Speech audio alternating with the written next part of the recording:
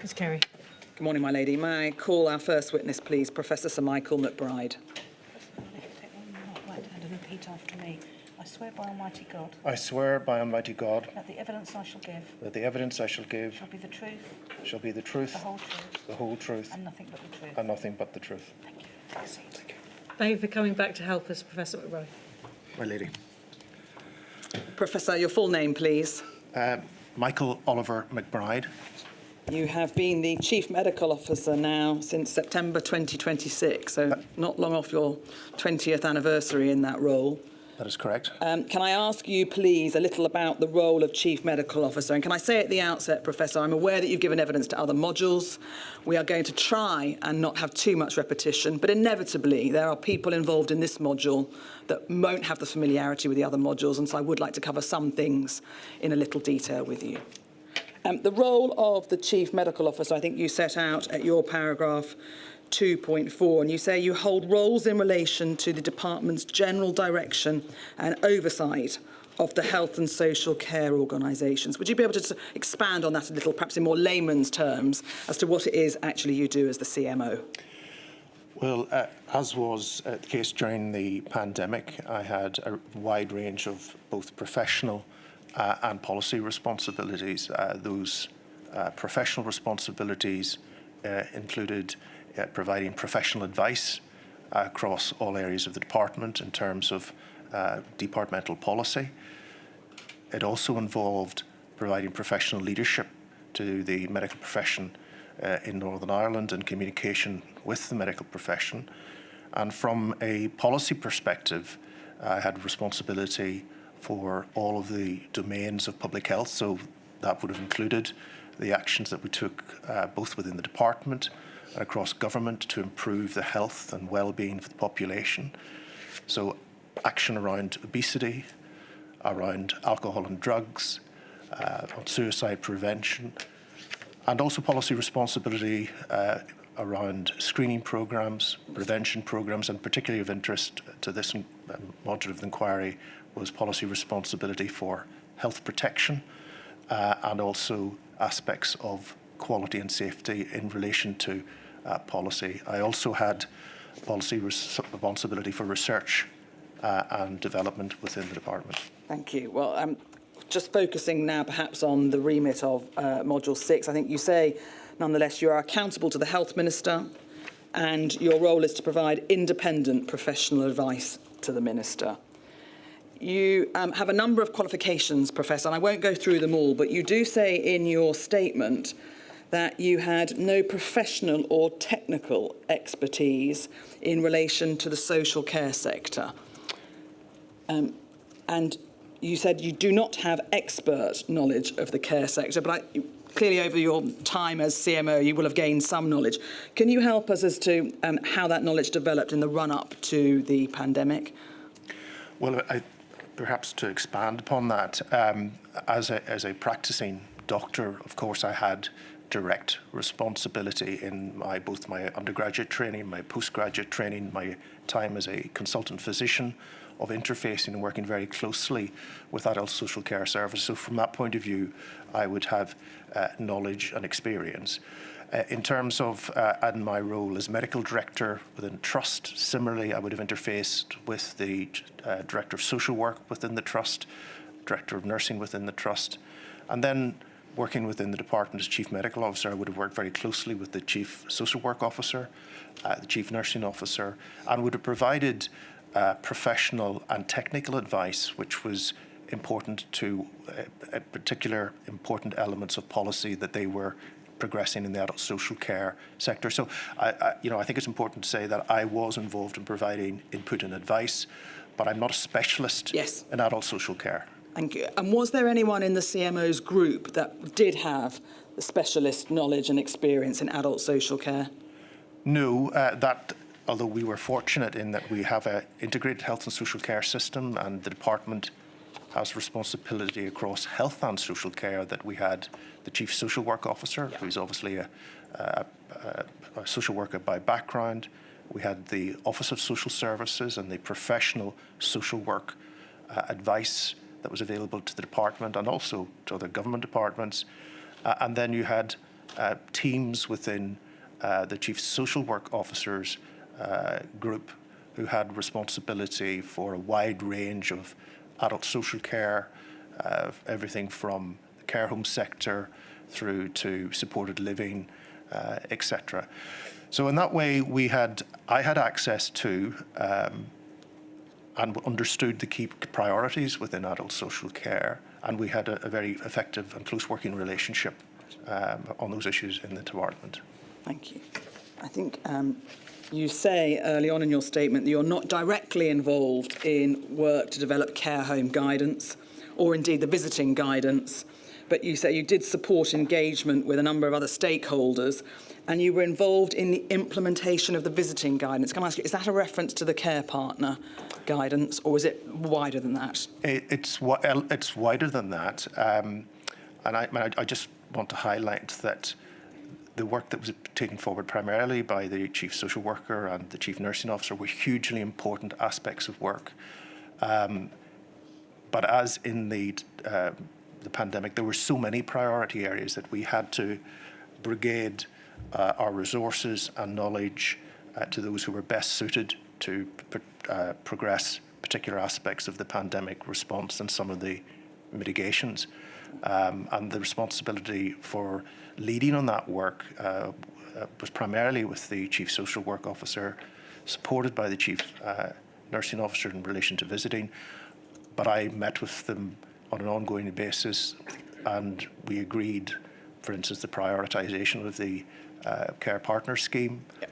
We discussed regularly our ability to scale up and offer testing to visitors, and we communicated jointly in correspondence with the sector on a number of occasions, and indeed had joint meetings with the sector where we both, all three of us, would have provided updates on work that we were progressing and seeking to understand some of the challenges and difficulties in the sector in progressing those policies. Clearly you had, you've told us there about your work with the Chief Social Care Officer. Do you mean Mr. Sean Holland? Sean Holland, yes. And Chief Nursing Officer, I think, was Charlotte McArdle, certainly in the initial stages of the pandemic. There were 3 over the course of the 2 years that the inquiry is looking at. And I think was there Fiona McQueen as well? And was it Maria McGilgorm? Oh, Maria McElgorm, yes. Thank you. Thank you. All right. Can you give us an indication of how often would you liaise with Mr. Holland? Are we talking daily basis, weekly basis? It's very, I mean, it's very difficult to put a number on that. I think that there would have been regular and frequent engagement. I mean, at that time, we were working extremely long days, 16 to 18 hours a day, 7 days a week. So there was frequent and regular engagement, and the pace, the complexity of issues is now even difficult to adequately describe. But because of that, my lady, it did require us to work very, very closely as an integrated team. And I think part of the our ability to respond to the pandemic was predicated on those very strong interprofessional relationships that we had and the interface that we had with the respective policy teams, but also the long-established relationships that we had with our colleagues in the Public Health Agency, with the Health and Social Care Board. And I would have to say, with respect to the adult social care sector, the long-established relationships that the Chief Social Work Officer, his team, had with representatives of the sector. So again, there was very regular and frequent engagement. All right. Can I go back though to February 2020? And you say that on the 17th of February, you asked to see the integrated surge plans from the Health and Social Care Board because you wanted to know the details and indeed the scope of the current planning. And I think you gave the board about a month to provide those plans. It didn't take them that long. But you said on receipt of the initial surge plans, you identified gaps in the surge plans relating to the adult social care sector. Could you help, Professor? What were those gaps? I mean, again, this, from memory, as I've reflected in my statement, because I haven't been able to locate the original versions of the plans that were submitted. Planning at that time was difficult because we didn't have robust modelling in terms of what the consequences and impact of the pandemic was actually going to be. We knew it was going to be severe, but to actually ensure effective planning and mitigation required us to have better modelling, which would allow for more effective operational planning. The initial plans that came in from my memory in relation to the adult social care sector were primarily based on the understanding that there would be high levels of sickness absence, which was correct. I mean, that was a very, very sensible assumption, and indeed I had communicated that at the time to colleagues.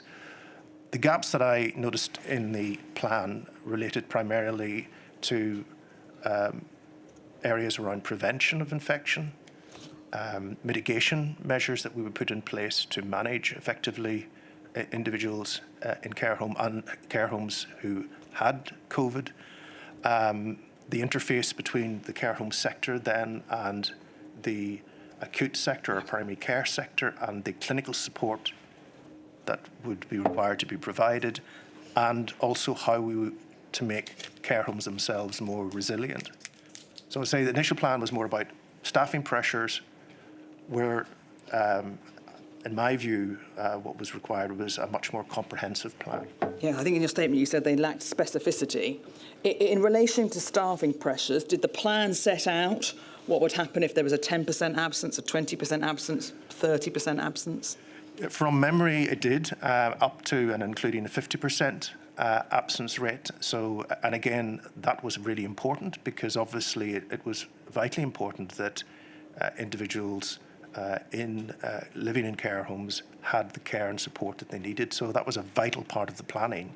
But it wasn't, to my mind, the only part of the planning, and there were other elements that needed to be addressed. Did you ask at all why the plans lacked the specificity that you thought they should have?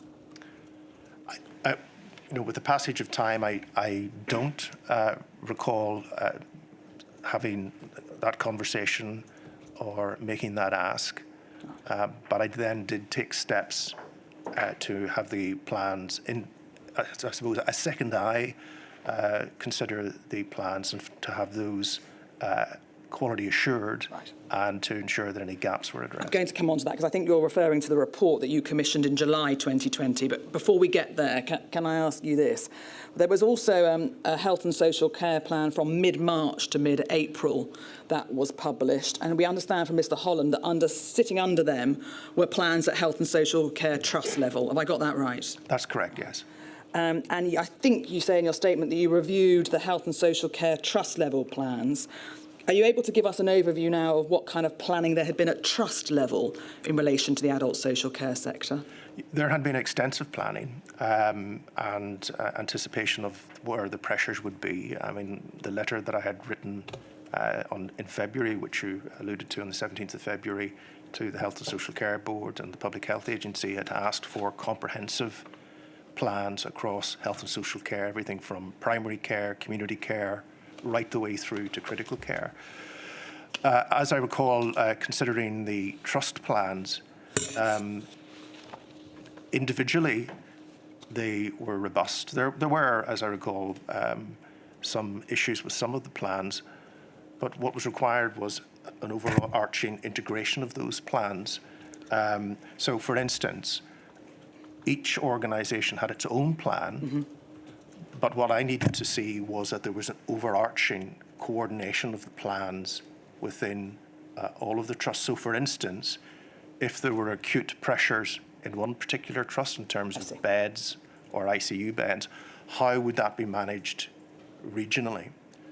There was an assumption, I thought implicit in the plans, that that regional coordination would be happening, and I did not see then a robust mechanism whereby that regional So coordination if I can was taking sort of place. perhaps bring it to Northern Ireland level, there was particular pressures in Belfast, for example, Yes. a heavily more heavily populated area. Are you saying that the surrounding trusts were not necessarily geared up for helping Belfast out in the event that they became under significant pressure?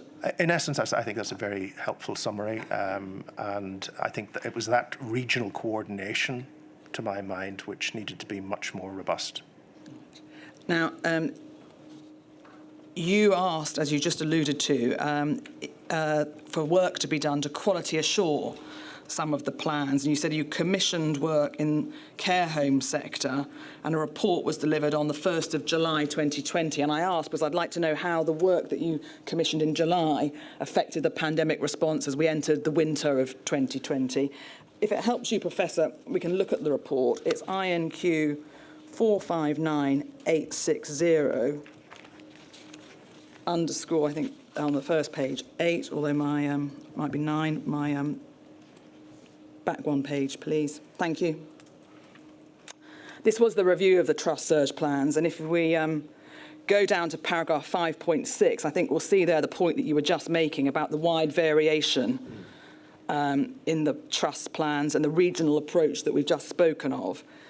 The review found that the arrangements for practical hands-on support was not always clear in plans, nor was the supportive infrastructure to provide clinical and in particular nursing support into the sector. Can you give us a sort of practical example of what the review there was talking about? Yes, and just to go back a little bit, that yes, the quality assurance did inform the plan for that winter, but actually we didn't wait till the 1st of July, or the 10th of July, I think this paper was published, to basically implement the learning from the external quality assurance. That was an ongoing process of engagement with the trusts, with the independent care home sector, facilitated workshops, which are alluded to within the report, and then that was built in to the plan that had been published, that you alluded to earlier, on the 19th of March, the Health and Social Care COVID-19 Summary Plan, and actually the 13th of March then Social Care Plan for children and adult services. So it was I would say it was an iterative approach, but this was the final document which summarised all of the extensive work and engagement that had taken place during that period. Right. I wasn't suggesting there was only one plan and then only the July review, but thank you for telling us about the other iterative approach that Northern Ireland took. I was actually asking you, though, Professor, about the arrangements for practical hands-on support, which was not always clear. What was that driving at? Can you help?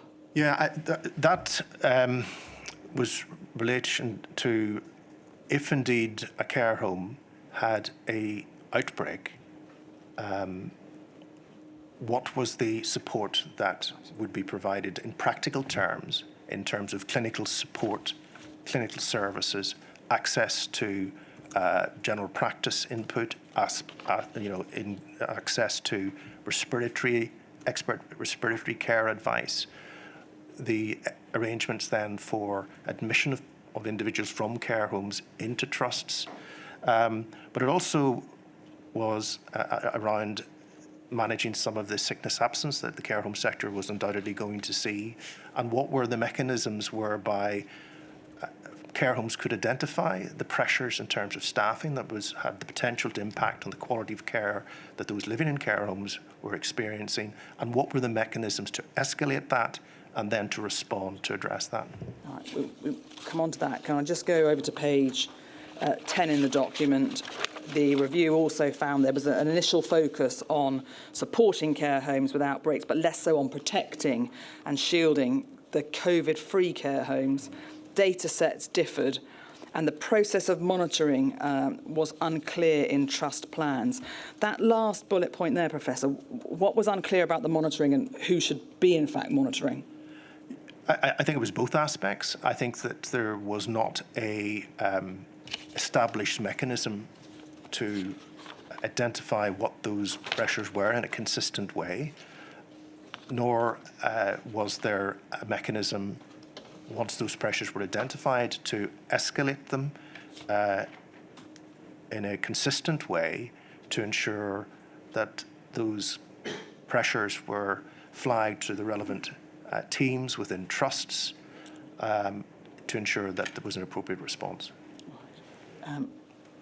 I ask you these questions to really try and find out what then the product of this was that was of practical assistance come wave 2. And can I ask for page 78 of this document to be put up on screen? Because there was an appendix to the review which perhaps gives a little more detail. But could you give us an overview, Professor, of Appendix 8 and how it practically helped come winter 2020? Well, this was a plan on a page. This was a schematic. This was a mechanism that the external reviewers used to engage with the trusts, with the Health and Social Care Board and with the PHA, having engaged with the sector. And basically what it was, and in very simple terms, was putting care homes at the centre of the preparation and planning.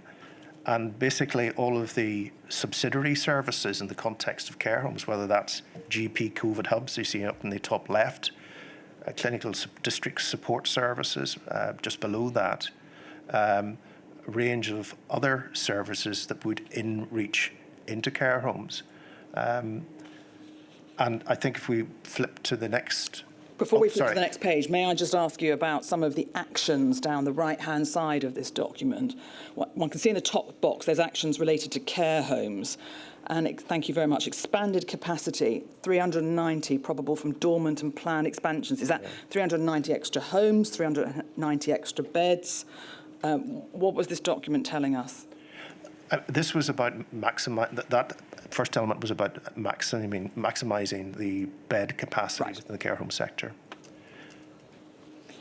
The plan doesn't actually say how or who is responsible for finding an extra 390 beds. Yeah. Can you about how was that then in fact achieved? I suspect, from memory, I don't think that additional capacity was achieved. But it was to inform in a fairly straightforward way conversations with trusts, PHA and board as to how that might be achieved and what the options were there to perhaps purchase more capacity, identify more capacity in the system. Again, it relates to probably points 2 and 3 there as well. I was going to ask you about point 2.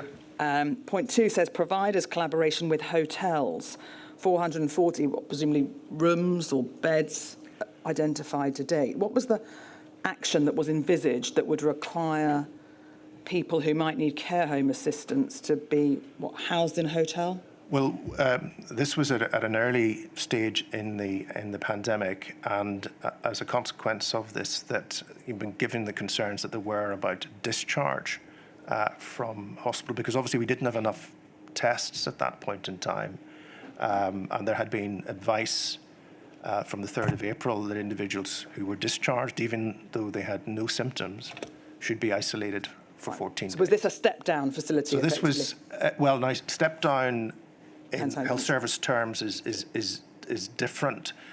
This was an arrangement which a number of trusts put in place to ensure that the isolation period for individuals who were being discharged was completed when their clinical care was finished within the acute sector, and the risk was that by staying in the acute sector they may be exposed, as we were anticipating significant numbers of people coming into hospital with COVID.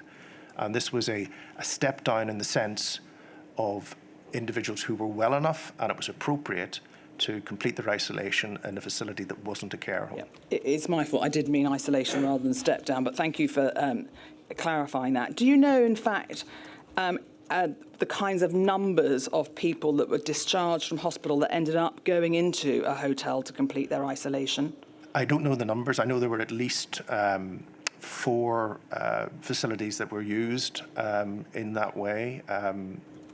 But again, I don't have the detail of the numbers. Can I just ask you about the care at home box, which is on the bottom of our page 78? Clearly there, point one is prioritisation of vulnerable clients, but the hospital provision of hotel provision of short-term placement, pro forma for admission. What was envisaged for people who would be requiring care at home to be isolated in a hotel? I don't recall that level of detail at that time. I think certainly,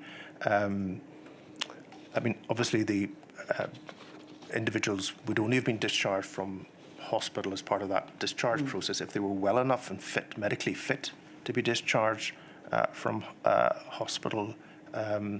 I honestly can't recall whether that considered those individuals who would be discharged from an acute setting into their own home, and whether it would be similarly utilised. I'm sorry, I don't recall the detail of that. Can I ask you then, please, about page 80 of this document? And this was a what's called a care home trigger matrix,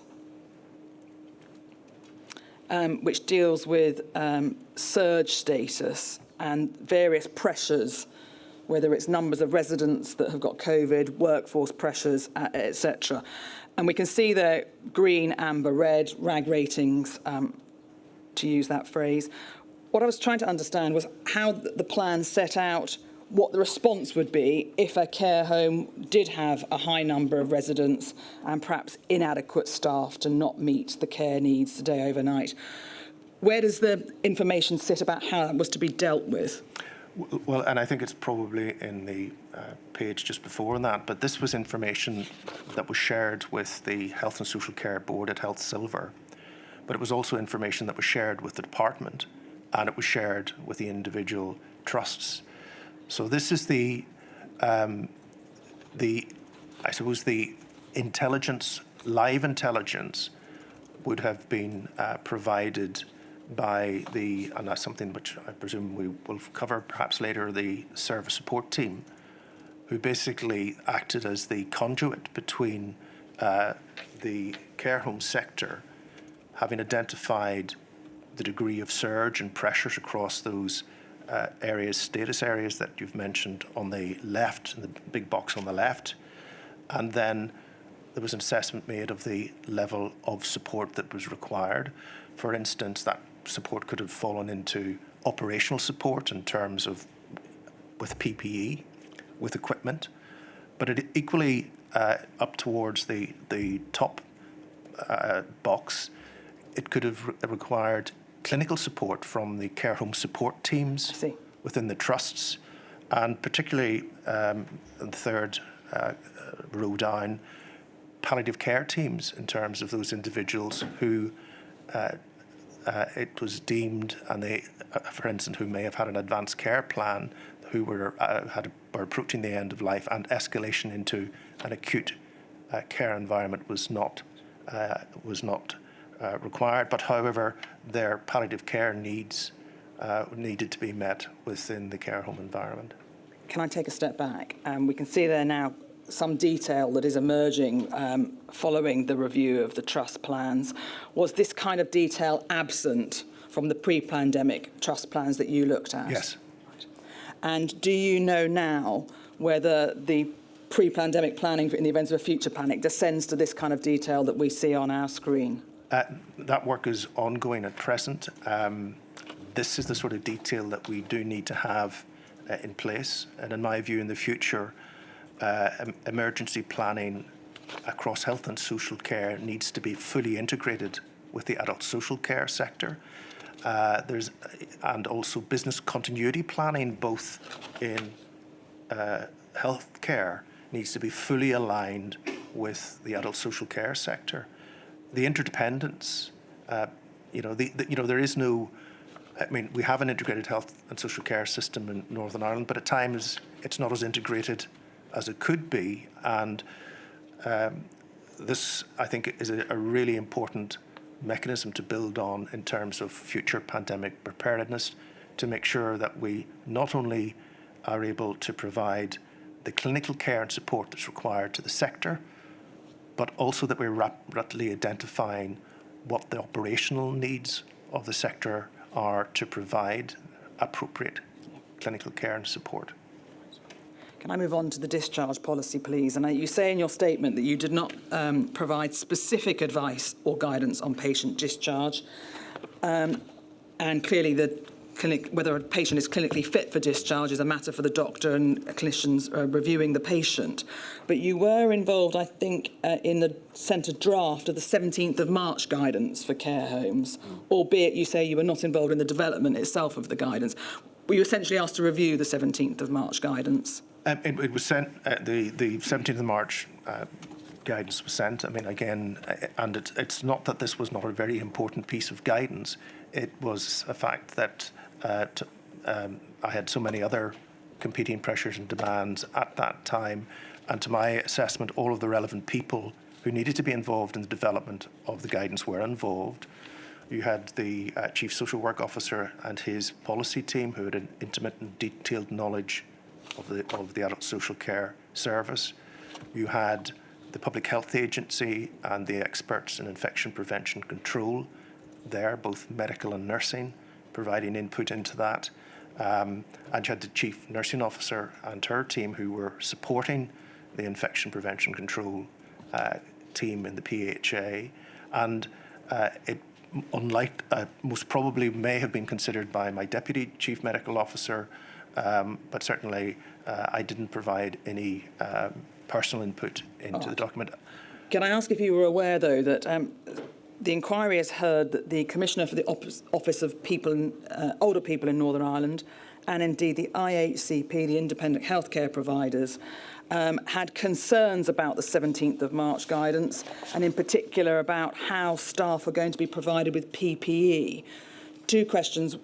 Do you recall ever looking at the 17th of March guidance and realising there was potentially a lack of guidance about how PPE was to be provided? Again, it's very difficult now, having considered so many documents, to remember what I knew at a particular point in time and what I now know. From memory, the core of the 17th of March document was around cooperation between the care sector and trusts in relation to workforce. I think it did specifically cover issues such as PPE and the trusts supporting the care home sector with the supply of PPE, and it covered a wide range of issues. I would say that document is very much a high-level document, but beneath that there would have been the operational engagement between the Public Health Agency and the Health and Social Care Board with the sector itself. And as I say, that was I understand, as I recall, probably the third update that there had been to that guidance prior to it's been updated subsequently. Were you aware of concerns that the Department of Health seemed more focused on getting the guidance out than making the content itself perhaps more practical and helpful for the providers and the sector in general? I think, I can't now recall, I'm certainly, whether I was aware of it at the time, I suspect I probably must have been aware that there were some concerns around engagement with the distribution of the guidance. However, to my mind, the priority, firstly, it was always accepted that the guidance again would be developed and there would be further refinement of it. Secondly, the immediate issue and the most urgent issue was to get guidance to the sector, which could be updated, because our primary objective was to ensure that the information was within the sector as to how we best protect those most vulnerable people in care homes. I think that, yes, could we have consulted more widely? Could we have engaged more widely? However, that would have been at the expense of the timely dissemination of the guidance. And as I recall, within a week of the guidance going out, we had a significant increase in outbreaks in care homes. The other important thing about the guidance was that the guidance wasn't just about guidance, it was also about ensuring that we were skilling up staff working in the health and social care sector. So there was a section within the guidance which said these are the available resources to increase knowledge and skills around infection prevention control, and it pointed to various sources of online training.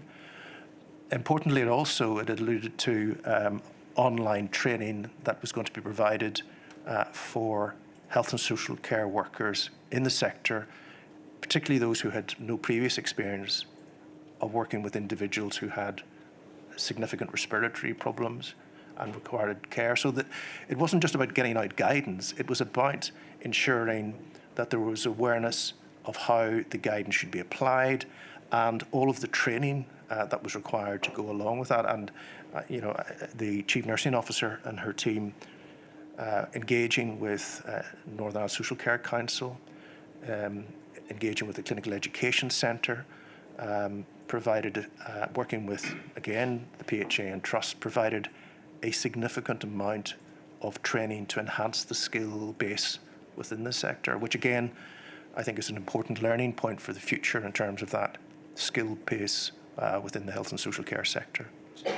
In the week that the guidance came out, I think you have seen a statement from Copney, if I can use the shorthand, where Copney describes attending a meeting, or certainly the chief executive attended a meeting where there was an air of unreality, to use their phrase, about the possibility of scenes from Italy of old people dying happening in Northern Ireland.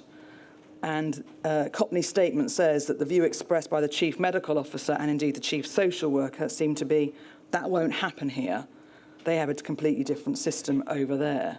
Indeed, Mr. Lynch told us yesterday that his general impression in March was that there was the air of unreality, that it wouldn't happen in Northern Ireland. Was there a sense from your perspective that what we had seen happening in Italy wasn't going to reach the shores of Northern Ireland? I failed to understand those comments, if I'm really honest. And in the context of events at that time, I think the meeting that's referred to was not actually the meeting of the 16th of March. It was an earlier meeting that I engaged with the Commissioner for Older People and Evelyn Hoy, and that was on the 13th of March. And that was part of a series of meetings which reflected the seriousness of the impending situation. So in that series of meetings that day, I met with all of the trade unions. I met with primary care representatives and secondary care representatives. I met with the Department of Communities and Local Government and explained the evolving situation and the seriousness of this. So this was about communicating to the system in Northern Ireland, not just health and social care, but right across other government departments as well, what we were about to face into. So, I mean, I really don't understand any sense of unreality or lack of urgency. I mean, I would add that the context of this, as you highlighted earlier, was that I had already met on the 11th of February with the Health and Social Care Board, asking them to draw up plans for surge, which I was fully anticipating. I'd written to them on the 17th. We were in the midst of that plans. I was attending meetings of COBRA, meetings with the UK government, attending meetings of SAGE. There was no sense of unreality in terms of what we were facing into at all. And within days, we had introduced on the 16th of March social distancing, working from home, advising people not to go to pubs and restaurants. So I really don't understand that reflection. All right.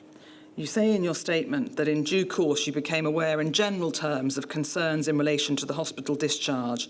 And although you can't recall now the source or when you became aware, what I'd like to know is what were the actual concerns that were being raised with you? I think certainly from memory, from early on, there were concerns and understandable concerns, and concerns which I think that were very frustrating, and they impacted very significantly in some of the policy decisions and operational decisions we were making around lack of testing capacity. And there were concerns, and they were reasonable concerns that in the absence of testing, that discharging people from hospital risked introducing infection into care homes.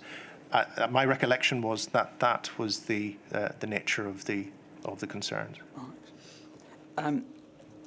You go on in your statement to refer to a report called the Rapid Analysis of the Possible Growth of Respiratory Outbreaks in Care Homes in Northern Ireland. It was a report from April 2020, which suggested that by the end of May, there may be between 160 and 300 outbreaks in care homes of respiratory infection, and that there may be a rise from around 3 nursing home outbreaks a day to around 14 outbreaks a day, assuming that none of the non-pharmaceutical interventions happened. I just want to understand who commissioned that report and what effect did it have on pandemic planning and perhaps even planning into Surge 2? I think that the plan, I suppose, I think it's probably unwise to describe it as modelling, because what it was an extrapolation from if we continue to see the same rate of growth in infections in the care home sector by the end of May, we may see X, as you've described. And the difficulty with that was that it didn't take into account the fact that there had been very significant non-pharmaceutical interventions, restrictions introduced in terms of reducing population and social contact and social mobility. And at the time that report was received, the R number, which was in Northern Ireland, was between 0.75 and 0.8. So all of the trajectory of the pandemic at that time was actually downwards. And contrary to the report, which was actually shared with myself and shared with the Chief Social Work Officer, the envisaged scenario at the end of May did not transpire. Care home infections peaked in early May, on the 7th of May, remained stable and started to fall throughout May, the latter part of May and June.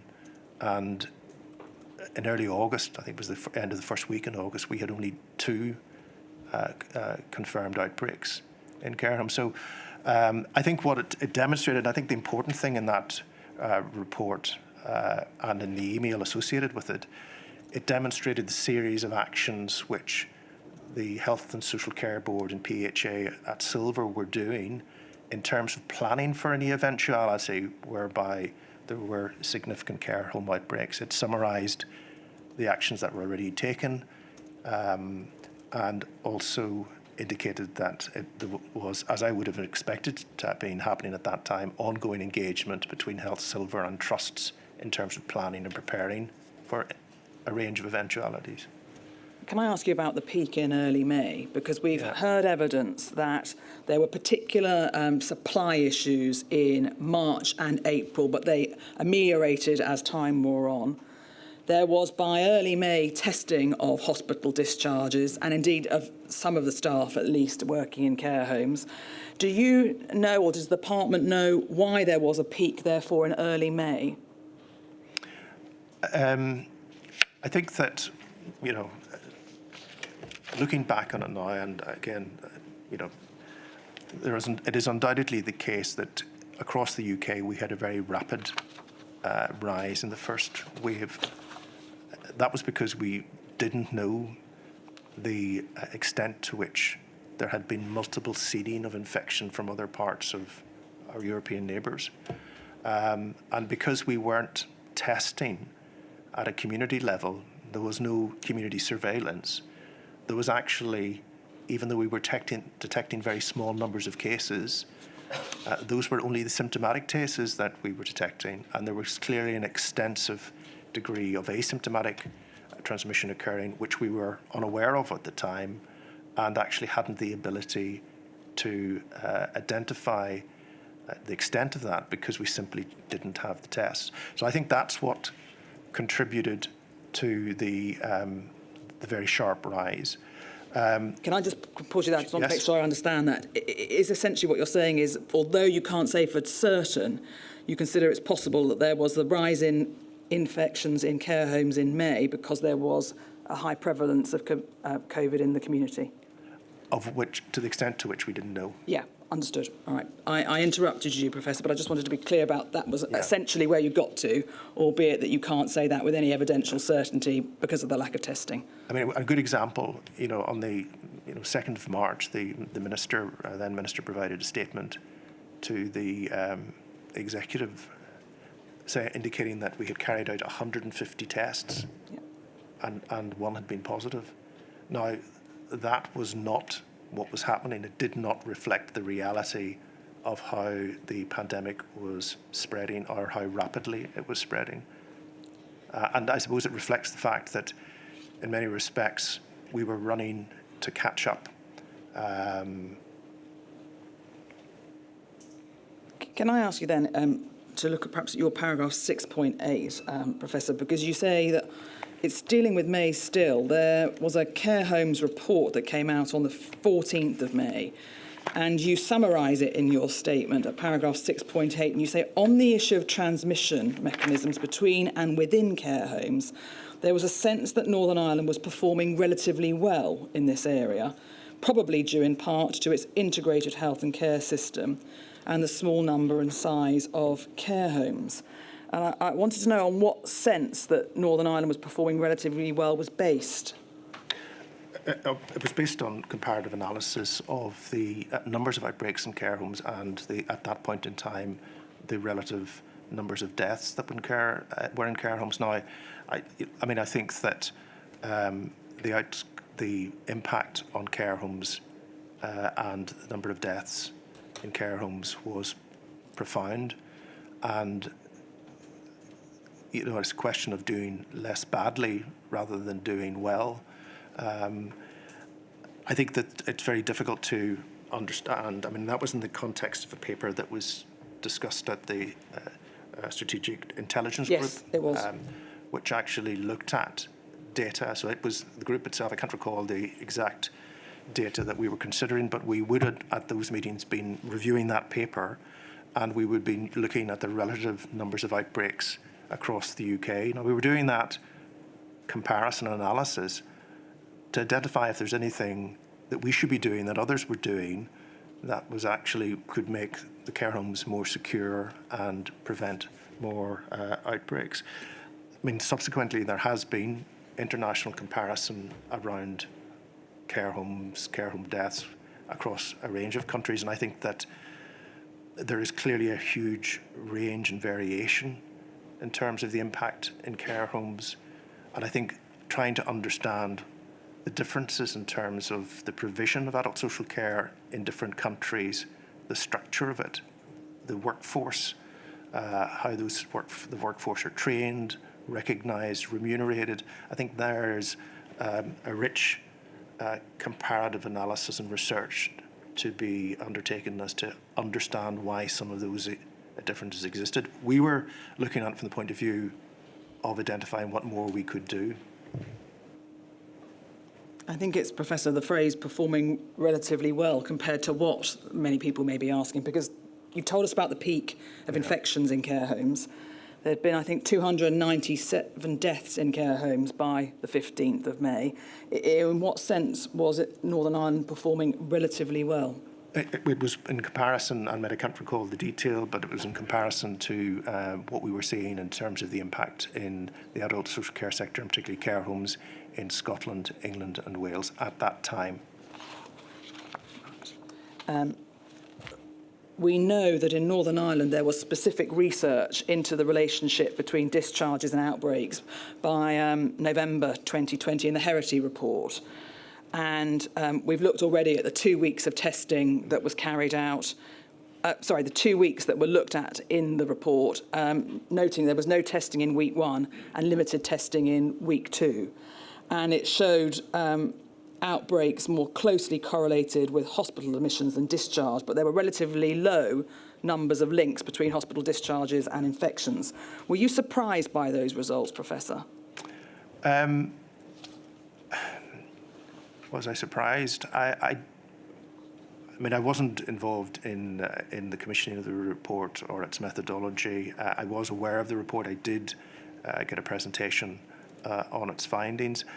I think that the review had limitations, and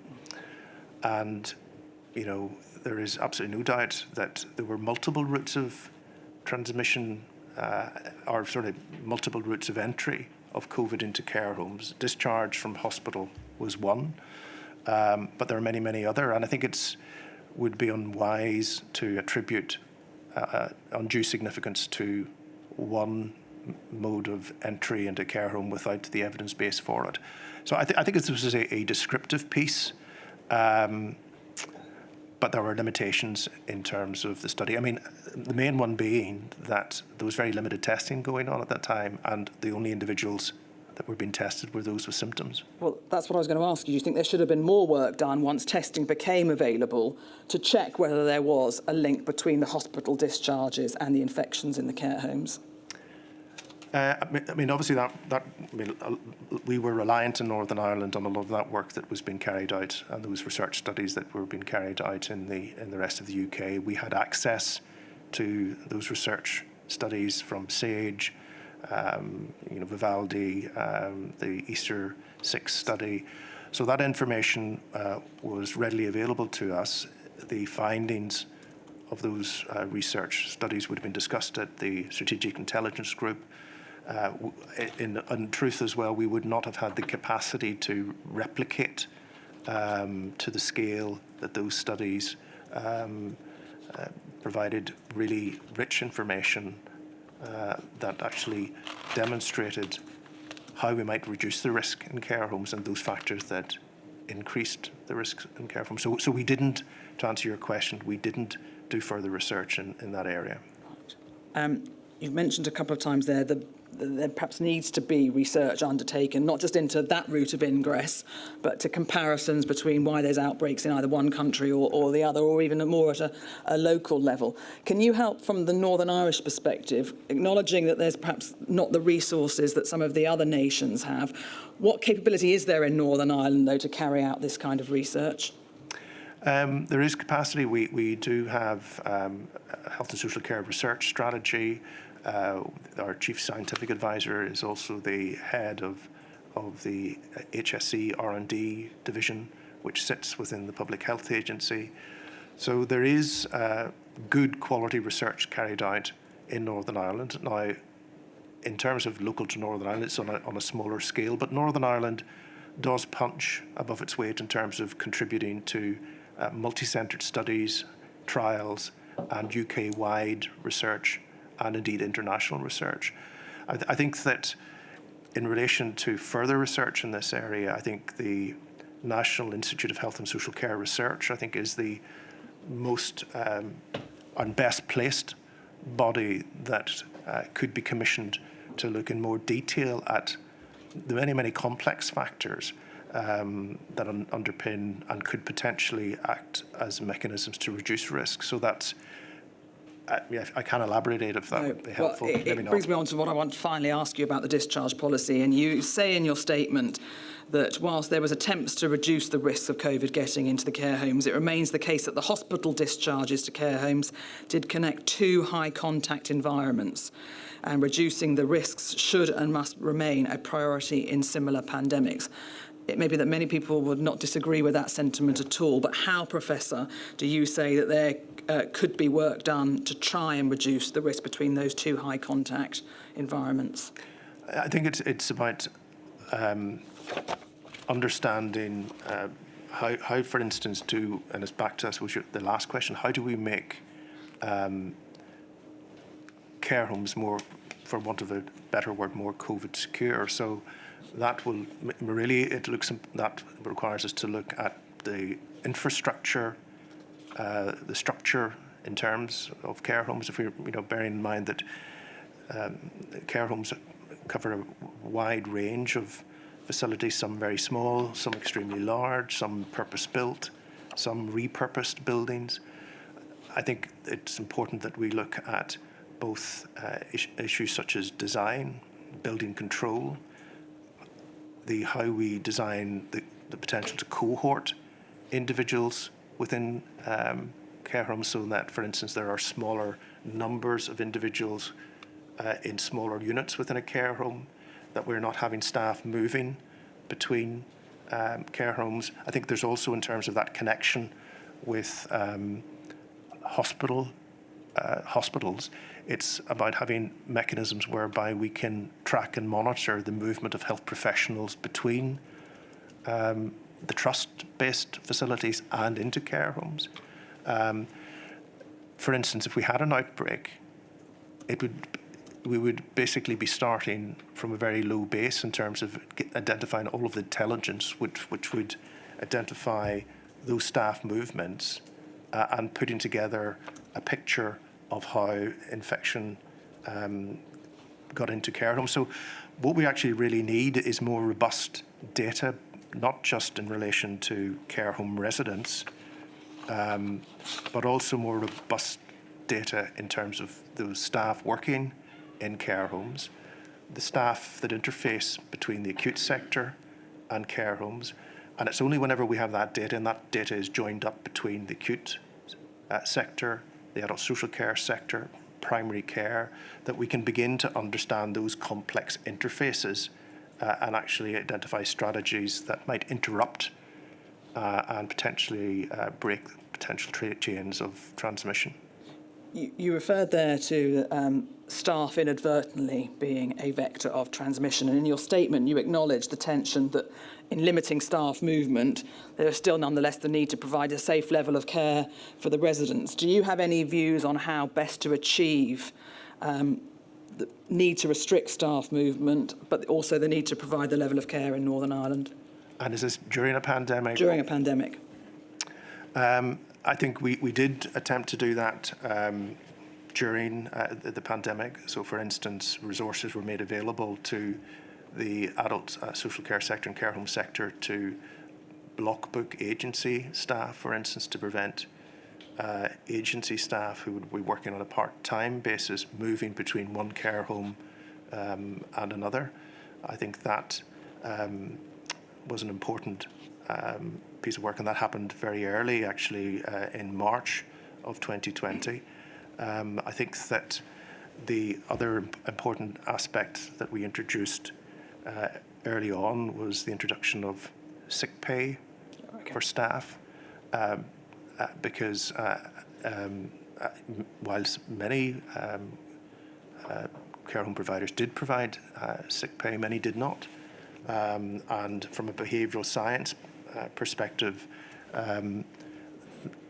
it is really important that individuals, often who are very lowly paid, are assured that if indeed they are symptomatic and should be self-isolating, that it is not going to have a detrimental impact on their income. So I think that was an important practical step that we did.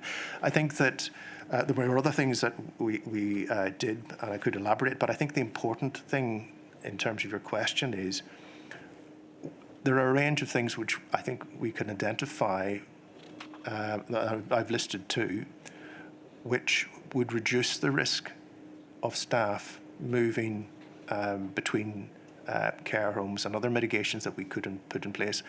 And we put many of those initiatives in place at the time, but we shouldn't be waiting to the next pandemic to actually plan and prepare and write those important aspects into future pandemic preparedness and planning. We need to be planning for those interventions now, and we need to have those written in to our plans. And as we move into Exercise Pegasus in the autumn, I think there are clearly important areas that we need to test with respect to adult social care. Do you consider that it would be an assistance to have brought in legislation limiting staff movement in Northern Ireland during a pandemic? I'm not an expert on legislation. I I think that it's very tempting to reach for the lever which says make something mandatory and it will happen. That isn't always the case in my experience. I think that there are several things we can do to limit staff movement, something which I emphasised repeatedly during the pandemic, something that we were aware of and something that we tried to address. It's about reducing the drivers for staff movement. Why? I follow that. Sorry. No, and I follow that because you've outlined a number of the ways. The limitations in terms of introducing legislation were, could we have introduced that legislation in a timely way? I think, although I'm not an expert, there would be lots of employment law implications. If we were to take an equality impact assessment point of view in terms of the impact that it would have, it would probably disproportionately impact on low-paid workers. Yep. It would disproportionately, perhaps, in terms of the demography of the population, may impact on female workers in the sector. I think there are huge potential downsides with taking a legislative approach. The approach we took was to place it into guidance. But I think underpinning that, what we need to have, if indeed and to what extent that continues, if we do not address the sort of underlying issues around remuneration recognition, then I think we need to have a mechanism whereby we can readily track those staff movements, which we couldn't do during the pandemic, other than directly interviewing individuals to find out where they had worked. Right. I ask you about staff movement because in your statement you make reference to the fact that larger care homes were more badly affected with outbreaks of COVID-19, reflecting no doubt the greater number of people entering into the home and the greater risk of staff movement. There are, I think, at least 144 care homes in Northern Ireland with 40 plus beds. Do you know what, if any, special work was done to try and limit ingress into those larger care homes?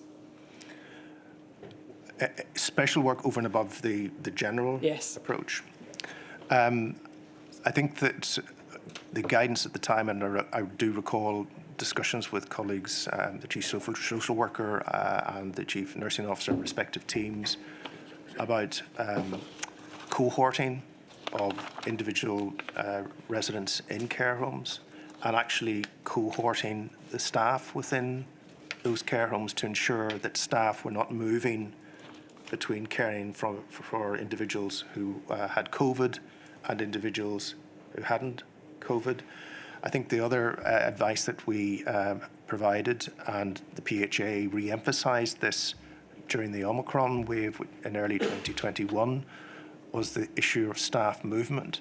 I think that staff movement between larger care homes is a particular issue because they're often part of chains, and staff will often work and may work across a number of care homes, particularly where there are pressures. Now, I say I'm not an expert in the area.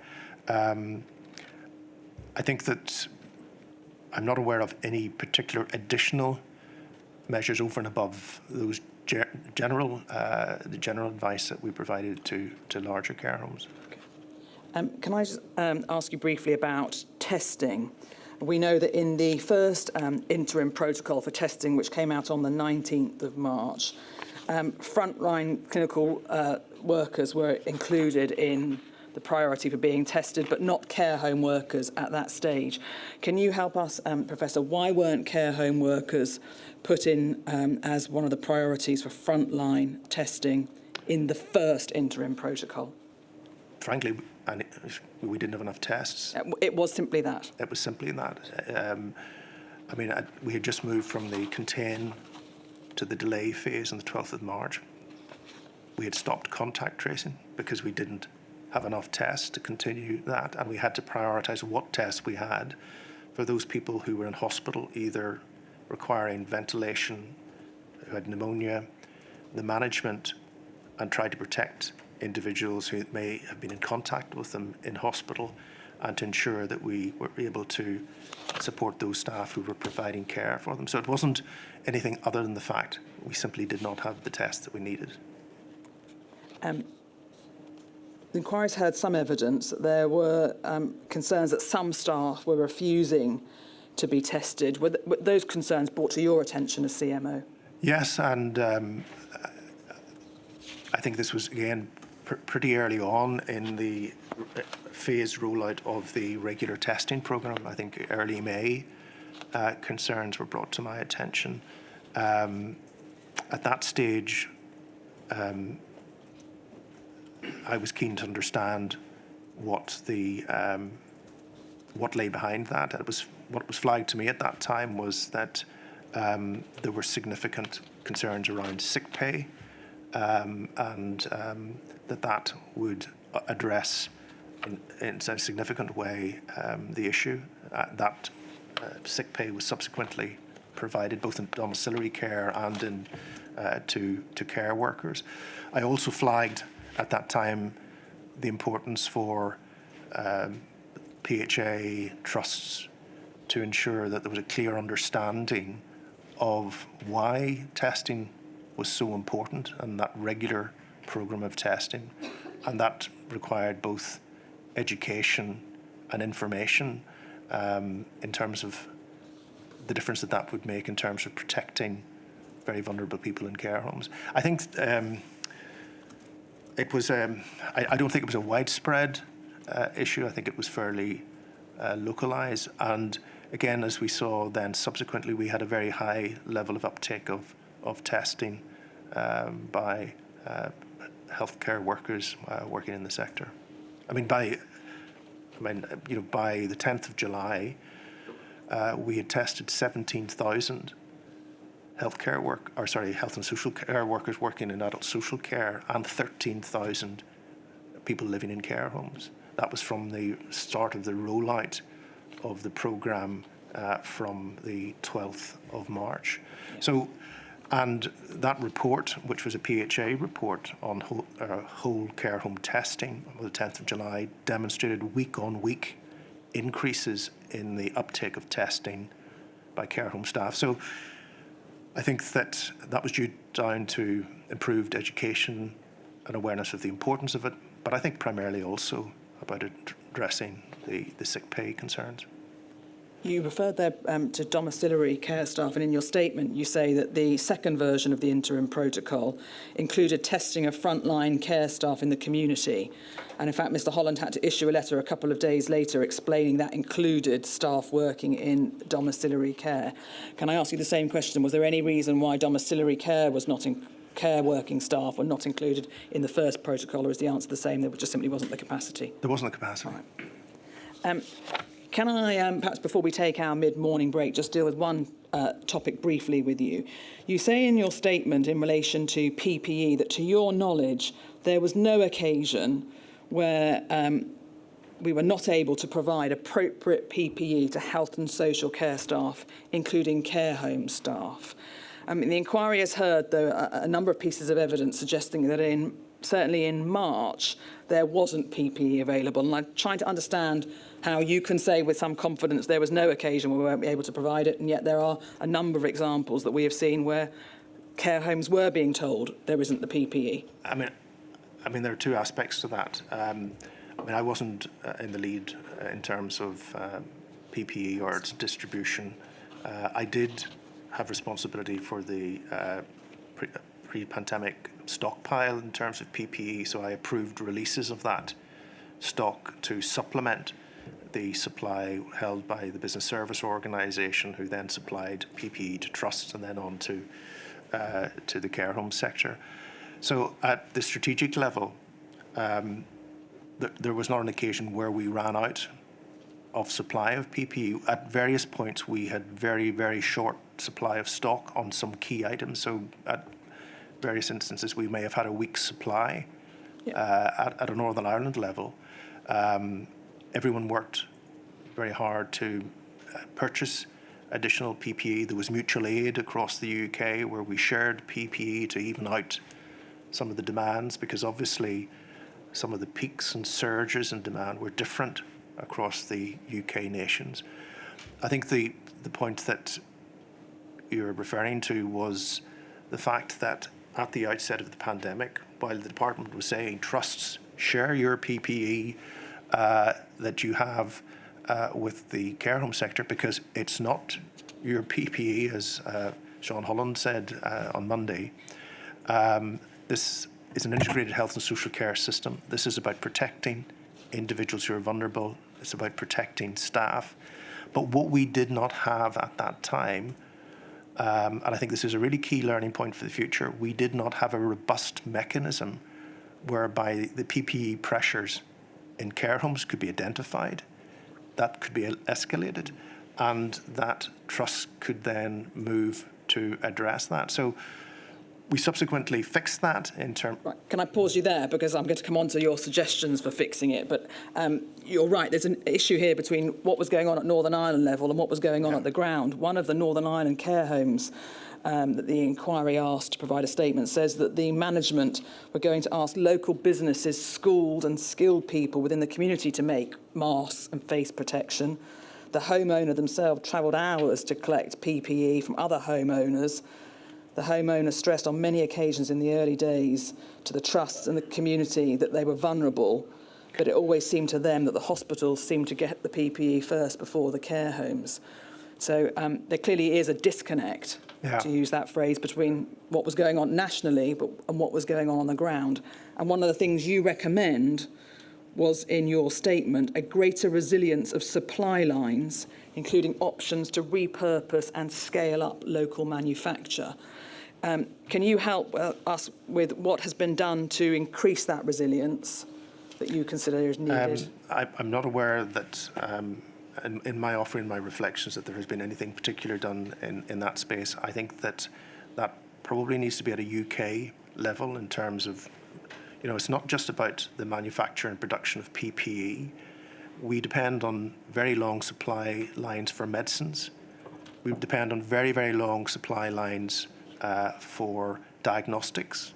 And part of the problems that we ran into during the pandemic were those long supply lines for reagents to have tests and actually medicine supply chain. So in terms of future pandemic preparedness, there has to be consideration to the extent to which we can be to some degree self-sufficient, but obviously that comes with a price tag, and how much of an insurance policy are we prepared to pay to ensure that's the case. Reflecting on it further, I would probably go further than my observation in my statement. I do think that we need to look, rather than care homes purchasing their own PPE, I do think we need to look at regional purchasing of PPE, whether that's in trusts, in the acute sector, or in the care home sector. I think that would be a much more robust way of ensuring that we have PPE procured for this health and social care system in Northern Ireland, and probably would be able to procure it at a much more effective cost as well. So I think that and again, this is not something I've tested with policy colleagues or departmental colleagues, but I do think we need to move away from a system which is dependent on primary care providers, dentists, adult social care purchasing their own. I think one of the learning points from the pandemic from me is that we had to basically put in place from scratch a distribution and supply line which eventually, probably from, I think you're right, mid-April, ensured that there was robust supply chains and PPE getting into trusts. We shouldn't have to learn to do that again the next time. And I think that important learning point is we need to change the system for PPE ordering, procurement and supply. Thank you. Lady, would that be a convenient moment? Certainly. You remember our breaks, Professor McBride. I shall return at 11:30. All right.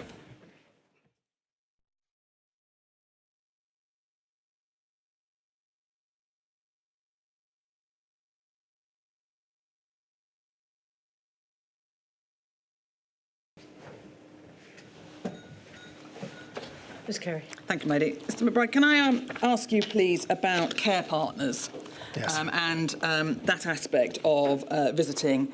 And we know that on the 23rd of September, the guidance came out with a view to implementation of the care partner scheme by the 5th of November. That guidance that came out said nothing at all about whether care partners were to be tested. Were you asked in your capacity as CMO about whether there should be testing brought in, whether there was capacity for care partners to be brought in? I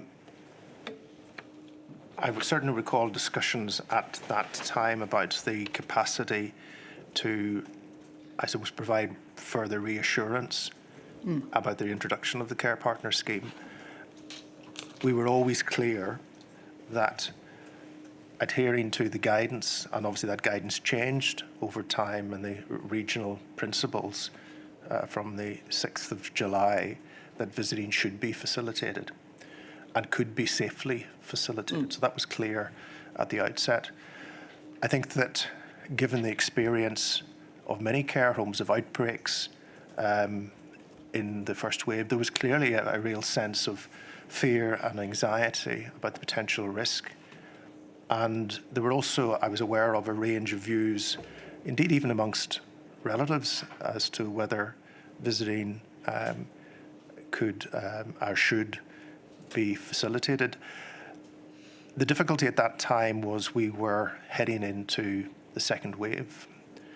You know, in the period, just rolling back a little bit, in the period of July, early July in Northern Ireland, I mean, it seems quite remarkable now, but we only had 3 to 4 people testing positive each day. So we had very, very low levels of community transmission.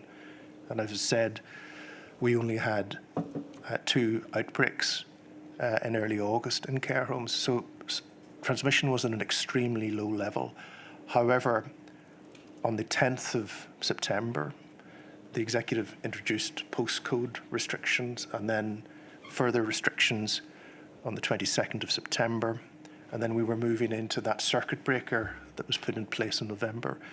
So essentially we were seeing a very rapid increase in demand for testing because of increased community transmission. And again, it came down to a fact of not actually having the tests. Right. So those discussions were had. But as I say, we just could not facilitate it at the time.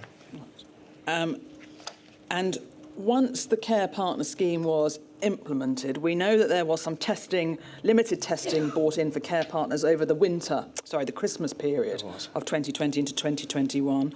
But do you think, upon reflection now, that given you were allowing more people into care homes by virtue of the care partner, and there was increasing transmission, that in fact made it all the more important for the care partner to be tested?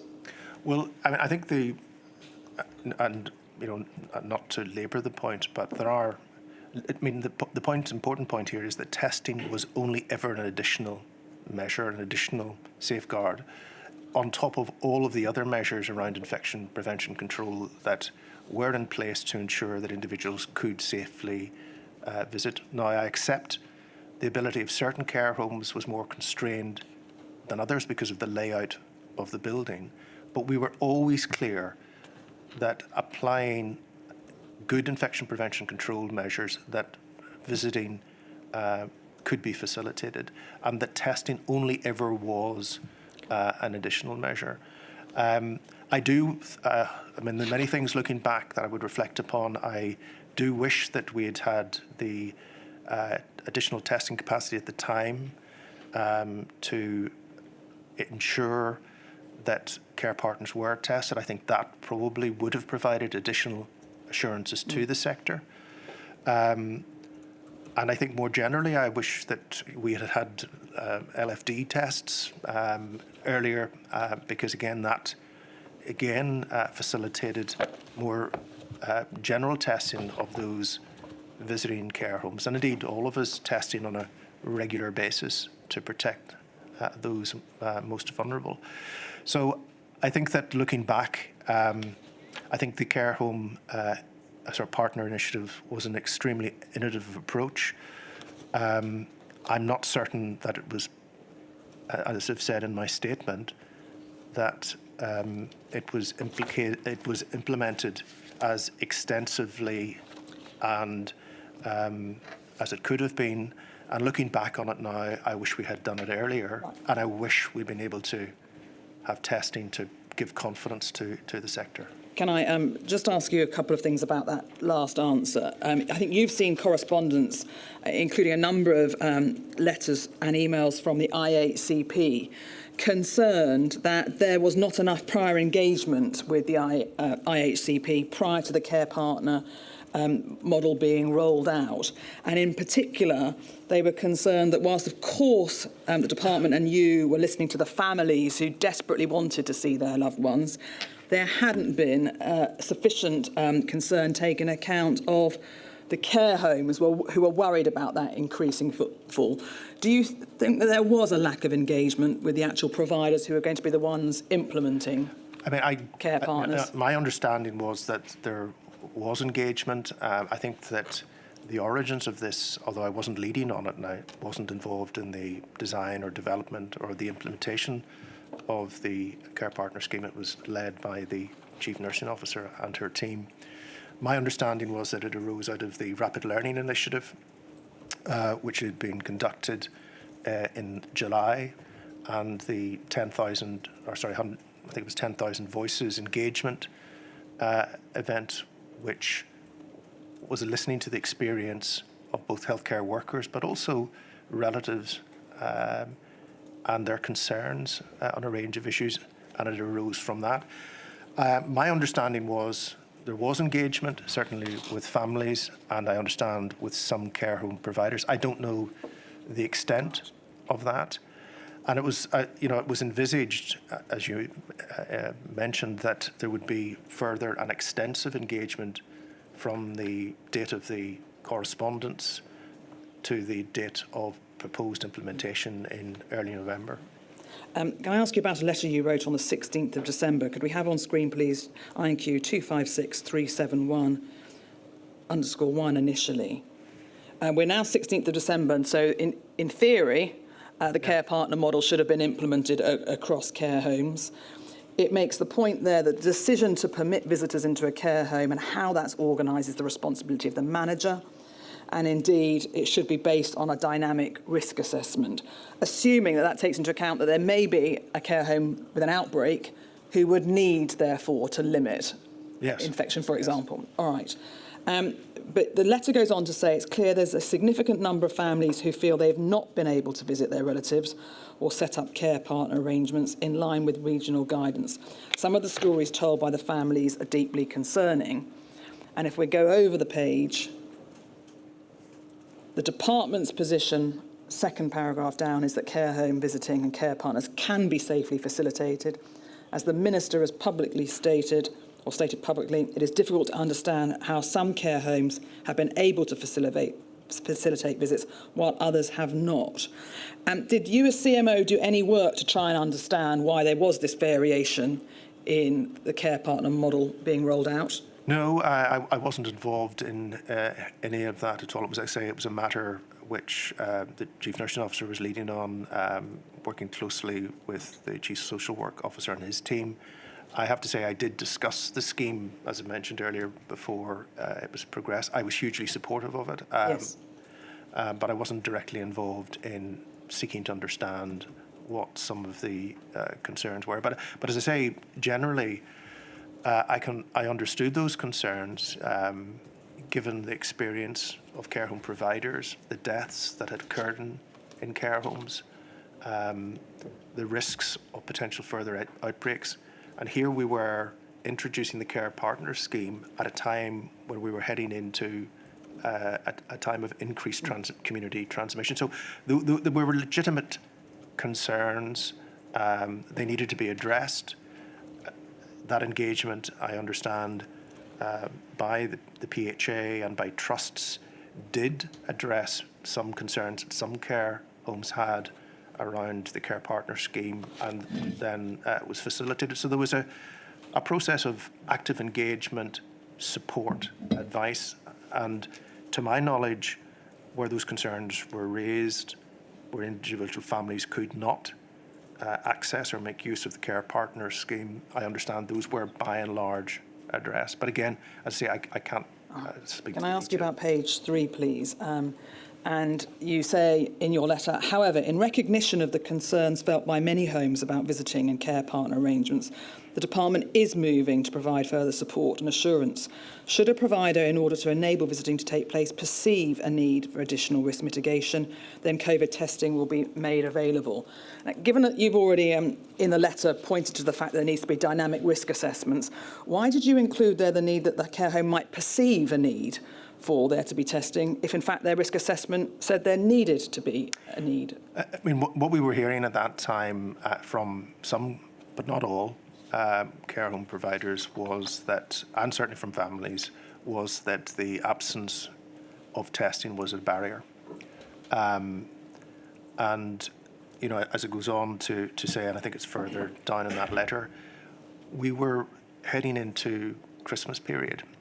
You know, many of these individuals are people very elderly, perhaps in the latter months and years of life, and it was really important.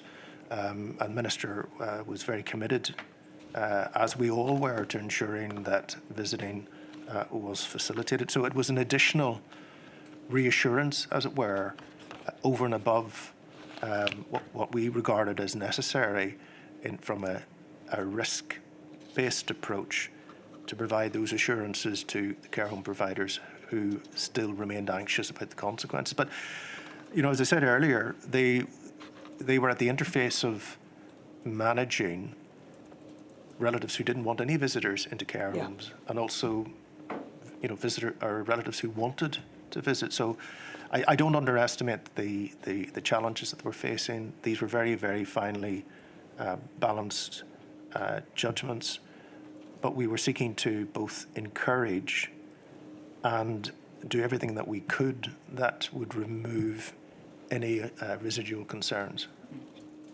Can I move on to the changes that were made to regulatory inspections? And we know that in your statement, and I'm at section 15 onwards, Professor, that the Joint Chief Executive Officer of the Public Health Agency and the host Health and Social Care Board was one person, but they had announced their intention to retire by the time of the pandemic. And we've heard from Ms. Breege Donaghy that you then advised that the CEO of the RQIA should be appointed to the Public Health Agency. And indeed, there were, I think, 3 other fairly senior members of the RQIA who ended up either working in the CMO group or the department. Ms. Donaghy told us that, from her perspective, the loss of those 4 critical posts, leaving them with significant under-experience in the RQA, impacted on their ability to perform their statutory functions. And I suppose the question really is why did you feel it was absolutely necessary to remove those 4 posts, thereby leaving the RQIA without their core experienced members? Well, I suppose it was not my decision to remove those 4 posts. I certainly pointed out and highlighted, as I correctly felt was right to do, that the fact that we were in a very short period of time not to have a chief executive in the public health, well, we didn't have a chief executive, a full-time chief executive in the Public Health Agency, the organisation that was coordinating the public health response to the pandemic, an organisation that already had significant vacancies, is probably the smallest of all of the public health bodies across the UK and had capacity and capability constraints, that in my view the absence of senior leadership was a single point of chief executive leadership was a single point of risk, not just within the organisation but a system level risk. You had that then combined with the planned retirement of the chief executive in the Health and Social Care Board. At that time, there were also a significant number of vacancies in the department.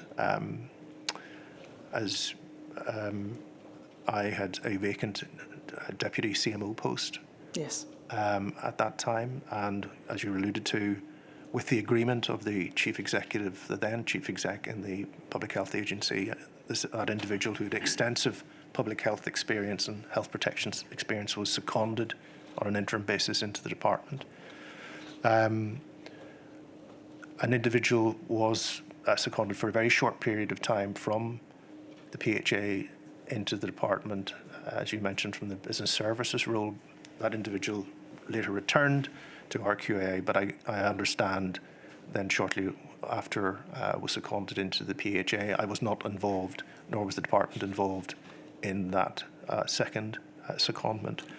I think that none of the circumstances were ideal. We simply did not have the strength and depth across key organisations within the system at that time. And I provided advice to the then Perm Sec, who contacted the chief executive in the RQAA, who then subsequently agreed. She informed her chair of that approach. Regrettably, I don't think that conversation was communicated to other members of the RQI board. But I think, I would say that at that time there was major realignment of every single service in Northern Ireland. Our trusts were realigning, adapting services. We were bringing in retired individuals to fill gaps or to increase capacity in both trusts, in the Health and Social Care Board, in the PHA. We were bringing in academic colleagues from the universities to support the PHA with epidemiology and analysis. We were bringing in business support colleagues. And not only that, I think, and this is a point which it wasn't just secondments. We were actually working across organisational boundaries because there were just so many complex, complicated tasks that had significant policy and operational interfaces that we set up a number of groups which included representatives from the PHA, the board and the department working in an integrated and collective way. I mean, I mentioned the Northern Ireland Modelling Group in my statement. We had the Care Home Task and Finish Group, the Expert Advisory Group and Testing, and that was the PHA and the department, the RQIA and other organisations working in an integrated and collective way.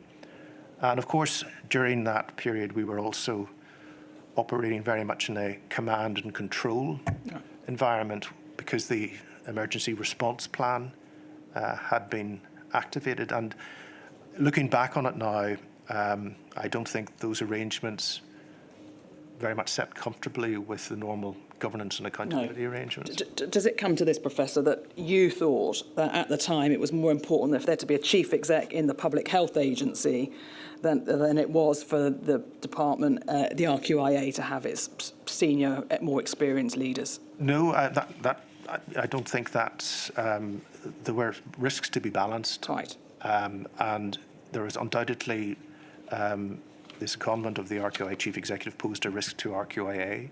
At that time, although I wasn't directly involved in the discussions, I understood that the deputy who was then appointed into, the director who was then appointed into the interim role was an experienced individual who'd been with RQA for a year, 25 years experience in health and social care, and indeed had been brought in to review the RQI inspection methodology. There were just a series of very, very difficult choices, and all of those choices carried very significant risk. As I say, I wasn't involved in the. I was involved in supporting the Perm Sec in a conversation with the chair of RQIA, but I wasn't involved in any other discussions with RQIA. We know that there was a direction then issued to the RQIA to reduce the frequency of their statutory inspections and to cease their non-statutory inspections on the 20th of March.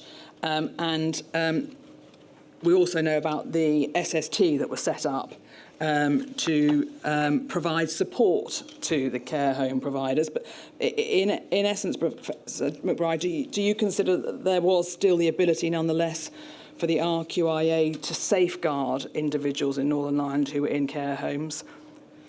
Well, the straightforward answer to that is yes. I think that as the Minister communicated to the COPNI and to the Northern Ireland Human Rights Commissioner, we recognised that there were some risks with this. But there were also significant risks with individual care home inspectors who individually inspected 30 to 40 care homes, moving from care home to care home in terms of introducing infection. So it was about controlling the risks that we could control. I think the other important point to bear in mind is that it was also the case that RQA does not normally inspect care homes who are in outbreak for that very reason, because of the risk, both in terms of transmission between facilities, but also risks to staff. And certainly, looking back on it now, I still regard that the reduction in the frequency and to take a evidence, risk-based approach that was intelligence-led, focusing RQA's activity where it was needed most, was the right approach to do, or the right approach to take. And we had assurances from RQA at that time that they could put in place alternative arrangements to ensure that whilst a reduced number of on-site inspections that would occur, that they could rapidly put in place arrangements to ensure that there was a mixture of both on-site, remote and hybrid inspections. And that's what I wanted to come on to ask you. In the event of a future pandemic, would you again support the decision to cease and reduce inspections in the way that we had in March 2020? I've thought long and hard about this, and I think that I don't think there is a sort of a yes-no answer to that. I think ideally one would want and wish to continue inspections. But again, I put that in the context that the primary responsibility for the quality of care resides with the provider of that care, and the second duty of quality in the 2003 order resides with the commissioner of the care. So that's both the care home provider, the trust as the commissioner, and inspection should only ever be an additional assurance. It is never and cannot be a substitute for the responsibility of the provider organisations to assure themselves of the quality of the care that's provided, or trusts to be assured of the quality of the care they're commissioning. In terms of stopping, or in terms of the non-statutory inspections, I think that was the right thing to do. In terms of reducing the frequency of the statutory inspections, I think it would depend on the circumstances of the individual pandemic, how it was transmitted, the risk to the population in care homes, which may be different in a different, with a different virus. Can I ask you this? Sorry. Given that those care home providers were going to be under significant pressure to try and keep their environments COVID-free or disease-free, and doesn't that make it all the more necessary for someone to go in and check that they are complying with IPC, that they're not using PPE that's not fit for purpose? There is a strong argument that perhaps you need more inspections in time of stress, not less. I would say RQA, in all likelihood, even had the inspections continued at the frequency which they did, and bearing in mind that statutorily care home inspections in the regulations occurred twice a year. Now, quite apart from the fact whether or not, could RQI have increased its inspection frequency during the pandemic? I doubt that very much, given the capacity that they have amongst inspectors. Would increasing the frequency of inspectors created increased risk of the introduction of infection into care homes, given the movement of staff? I think probably yes. I don't know what numbers of staff within RQIA, for instance, would have been self-isolating at a particular point in time, or indeed shielding because of underlying health problems. So I think I think that undoubtedly, when, as you say, the system is under pressure, you want to ensure that all of the safeguards are in place and effective. But I would also, in the wider context, say that we had very significant numbers of nursing staff, allied health professionals in care homes during the pandemic, supporting care homes because of staff absences or meeting the care needs of the population. I mean, it's described very well in Natalie McGee's statement from the Belfast Trust, where she describes what actually happened when a care home went down into outbreak. The fact that the care home support team visited the care home to identify the care needs of those individuals, assessed those that needed to have either the support of the acute care at home team, those that needed to be transferred into hospital, provided that hands-on advice and support. I think that, you know, from the up to the, I think it was the, I think probably October of that period of time. Sorry, I beg your pardon. It might have been the end of May. There was something like 27,000 hours of.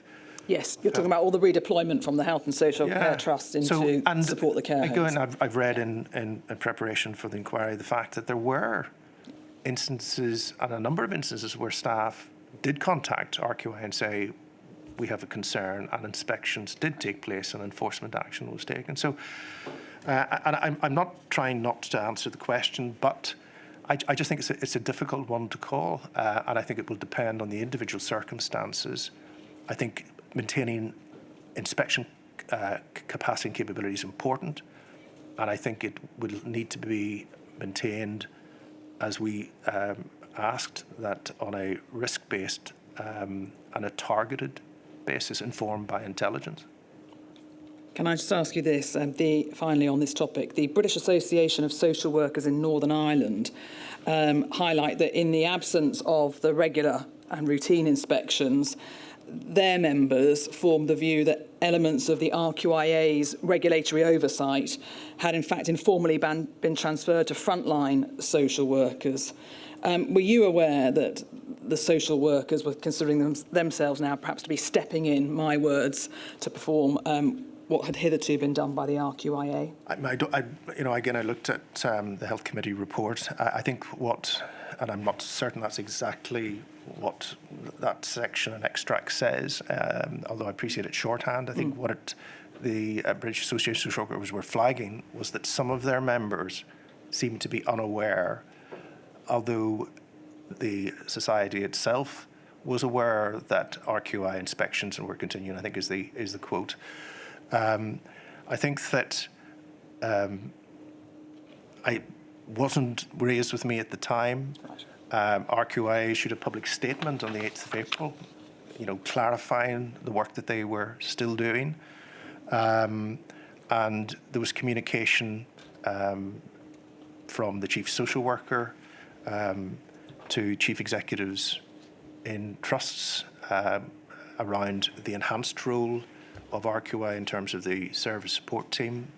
That communication should have been cascaded within individual organisations, and I would have expected any professional who had concerns of that nature to raise them through their line management arrangements to the directors of social care within individual trusts, so that those reassurances would be provided. Now, I have to say that I absolutely recognise that communication with health professionals during particularly the first wave was challenging, and it was difficult given the speed and pace of events. And many professionals had concerns about how they would fulfil their professional responsibilities and their statutory responsibilities in this particular incident. But the matter of fact is that RQI inspections were not suspended, and there was no informal arrangement or presumption that responsibility would transfer to anyone else. As a matter of fact, I'm not sure how you can informally transfer a statutory responsibility or consider that it has been delegated. No, I'm not, no one's suggesting, I think, from the statement that was before the Health Committee that there was any kind of formal transfer, but there's certainly a feeling or perception amongst the frontline social workers that they were stepping in to perform that role. But can I move you on, Professor, to a different topic, please, and that of DNA CPRs. In your statement, you say that you became aware of concerns, and certainly the Department of Health became aware of concerns in the summer of 2020. You set out in your statement there was no policy in force from the department or indeed from you that advocated, allowed or in any way suggested that blanket use of DNA CPRs was acceptable, in fact quite the opposite. And you go on to say in your statement there was no blanket use of DNA CPR in NI at any stage, and any such approach would have been morally and professionally unethical and unacceptable. Professors Barclay and Sleeman, who've provided a report to the inquiry, say there's been no systematic evaluation of the use of DNA CPR forms in Northern Ireland, and therefore query how it is you can state with certainty that there was in fact no blanket use in the absence of such an evaluation. What led you to say there was no blanket use of DNA CPR in NI? Well, I think what I've said in my statement is there was no blanket policy. There was certainly no. There was nothing that was issued from the department. There was no. Can I stop you there? You say there was no blank use of DNA CPR in NI at any stage. There was certainly no information, no guidance, no advice issued to the health service on this matter. It was quite the converse. The concerns that were being raised with me at that time by clinicians were that circumstances would arise whereby they were not able to afford people the treatment and care that they required, and that demand for services outstripped the capacity to deliver that. And what I did very early and moved very early to do was to address those potential concerns and the psychological stress that professional staff were experiencing, worrying about those eventualities. I established a COVID ethics forum, which had its first meeting on the 15th of April, ensured it was connected into all the Trust Ethics Committee, and I know my lady has questioned me previously about this. We published a COVID guidance and support framework on the 5th of June and then updated that in September, specifically to provide absolute clarity in relation to the professional codes of practice, GMC guidance, resuscitation council guidance, and actually that all professionals must act within those standards, within that guidance, and actually within the provisions of the law. So I think we moved very proactively in that space. And again, we took forward further work then around the development of advanced care planning.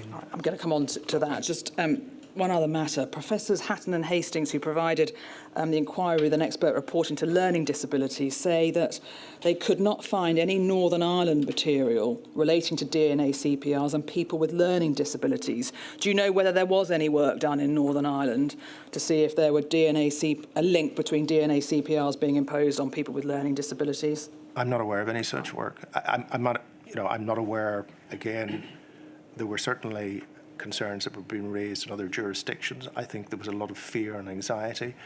But certainly I was aware of no individual cases or concerns that were brought to my attention in Northern Ireland. Right. And you've referred this a moment ago to advanced care planning. In your statement, I'm at paragraph 14.8 onwards, you say that there has been development and use of regional DNA CPR forms and a single integrated process now for advanced care planning, with the RESPECT form, with which Her Ladyship is familiar, being introduced.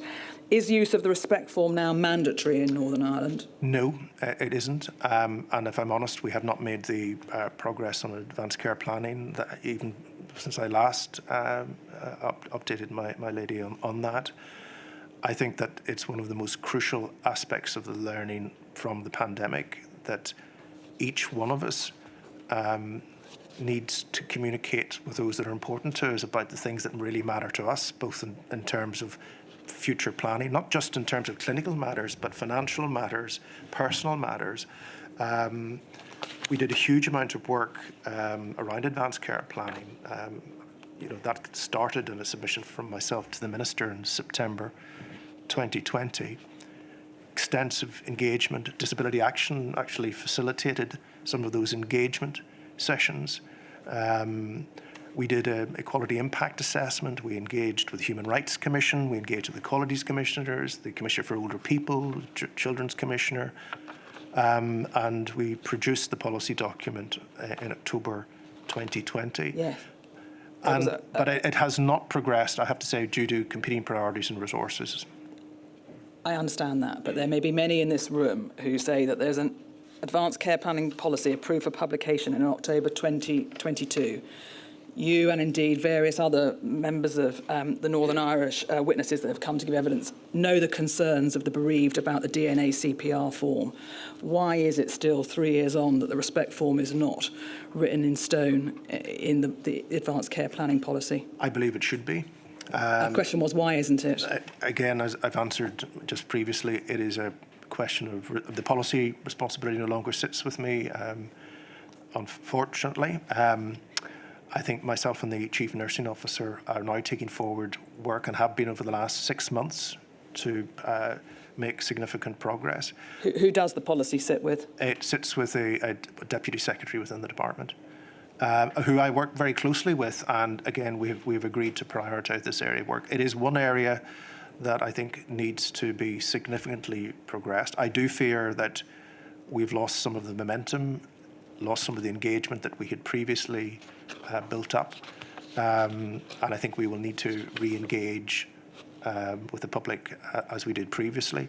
But I was heartened to see again in Natalie McGee's statement from the Belfast Trust that advanced care planning had increased over the years in advance of the pandemic, but it is not consistently applied. And I do think that whilst we have provided level 1 training, which has been accredited for health care professionals, that needs to be more extensively rolled out and implemented. So it is a great frustration for me. I absolutely agree with you. I think it should be a subject of the contractual agreement between care home providers and trusts. The trusts, during their annual care plan reviews of individuals, ask about whether someone has sat down and had an informed discussion with an individual, their family, their GP, about their wishes, and that has been documented and it's reviewed on an ongoing basis. And I actually think that it should be written into the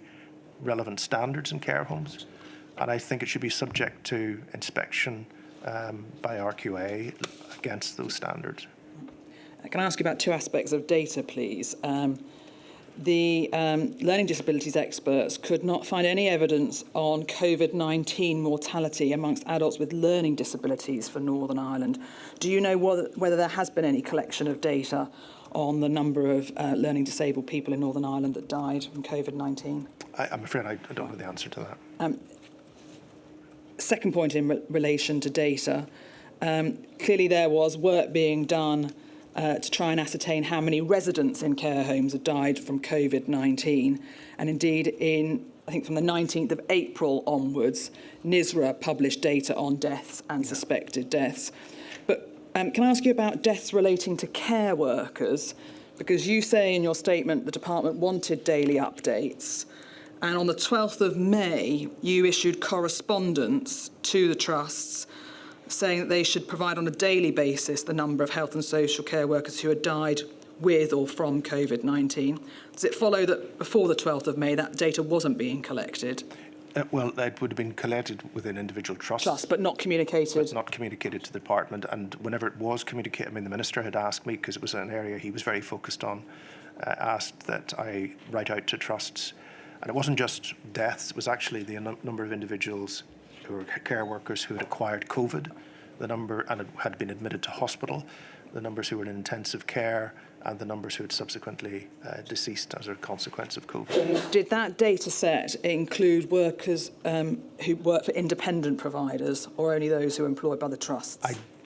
Well, it certainly would have included those employed by the trust. I don't know the answer to the second part of the question around independent. Do you know whether there are any data collected in relation to the deaths of domiciliary care workers in Northern Ireland?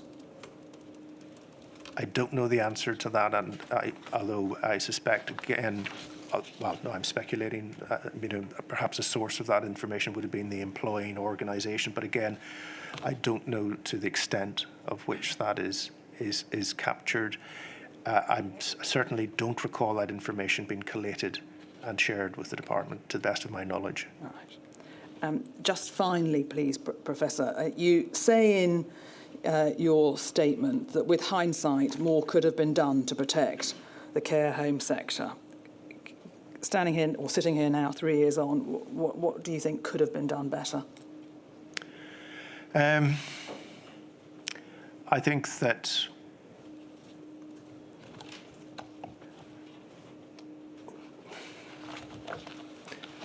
we know the estimated projection of growth in older people, which is a great thing, and it's a tribute to public health and health science and medicine. Northern Ireland will see the greatest growth in older people by 2047 compared to any other part of the UK. We will have an increase of 112% of people living over the age of 85, and it's combined with a significant reduction in 23% or something in the younger population between 0 and 15. The needs of older people are becoming increasingly complex, and we've heard from another number of organisations giving evidence to this inquiry. Domiciliary care is more than, not that it's not important, providing individuals with support with the activities of daily life. Many complex people are now living independently in their own homes, but require both significant medical and social care support. So there's a fundamental review for the model required, and there is a review of adult social care underway. I do not think, sadly, that it will progress rapidly enough because of, again, resourcing pressures and constraints, and that's not a lack of commitment on the department or all of the partners in the social care collaborative. I think it's just a reflection of wider pressures. I do think that more could have been done in the run-up to the pandemic to improve the resilience of the sector. We have a very low-paid workforce, no job security, again, sadly, not appropriately valued or recognised, not regulated, and the value added that comes with being a regulated, recognised professional group. I think that would have been an important asset to have. I alluded to some of the challenges that we faced initially around the skill base, particularly around infection prevention control. We had to very rapidly skill up health and social care workers in the sector, providing additional training in terms of the use of PPE, but infection prevention control practices. So the sector is much more complex. Healthcare workers will need to have increased skill dealing with greater complexity of clinical need, but also we should have been in a position where there was more enhanced IPC training in advance of the pandemic. I think that, and if we could ensure that that is part of the regular, part of the contracting arrangement between the trust and is built into the standards, and the care home standards and residential care home standards have been reviewed, and my understanding is some of that detail is built in. I do think that we could have, and I wish we were able to have ruled out testing more quickly.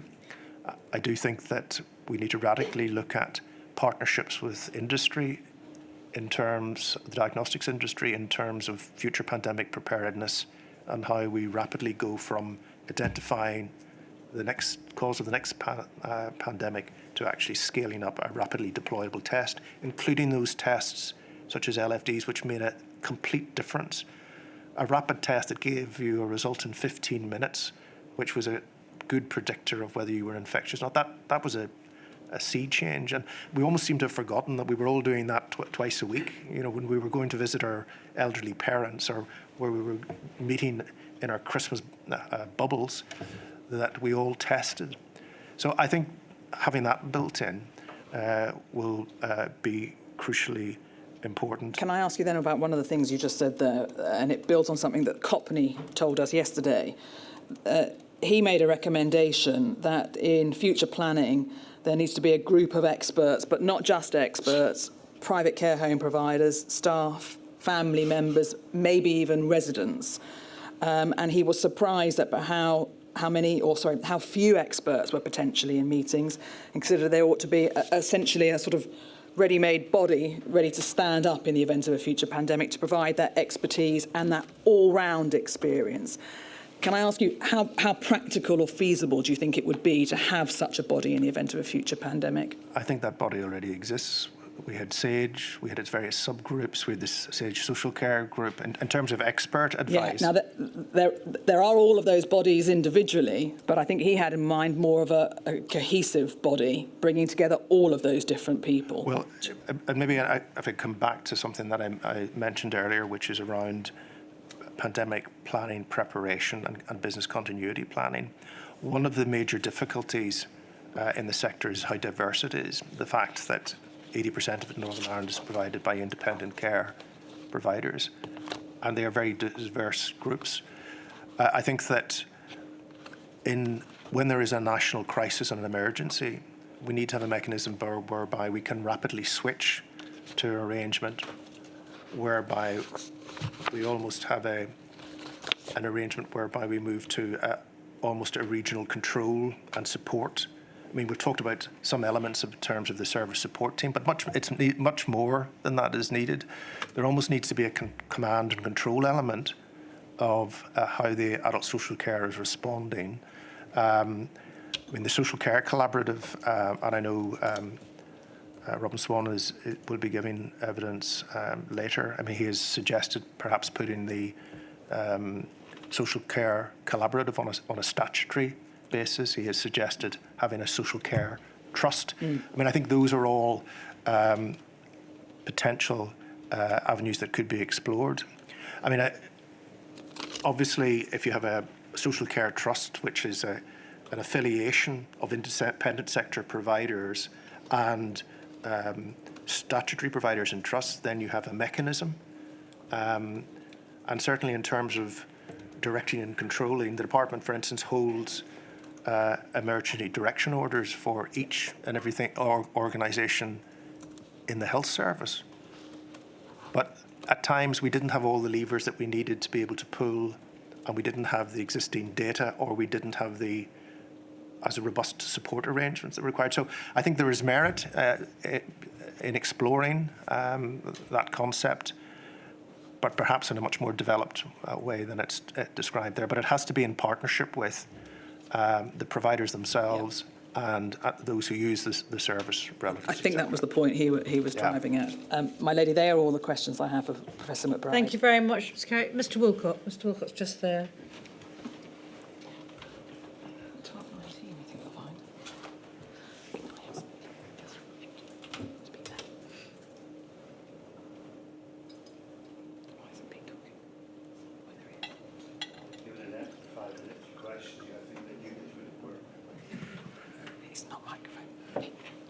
Professor,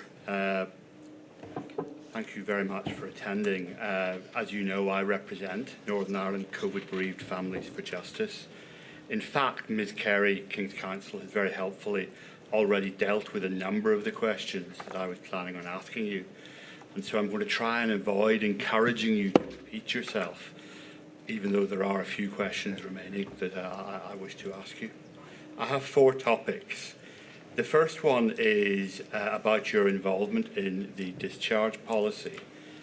And this morning, Ms Carey asked you about your involvement in the guidance on the 17th of March. I'd like to ask you about your involvement in specific subsequent stages of the development of the discharge policy.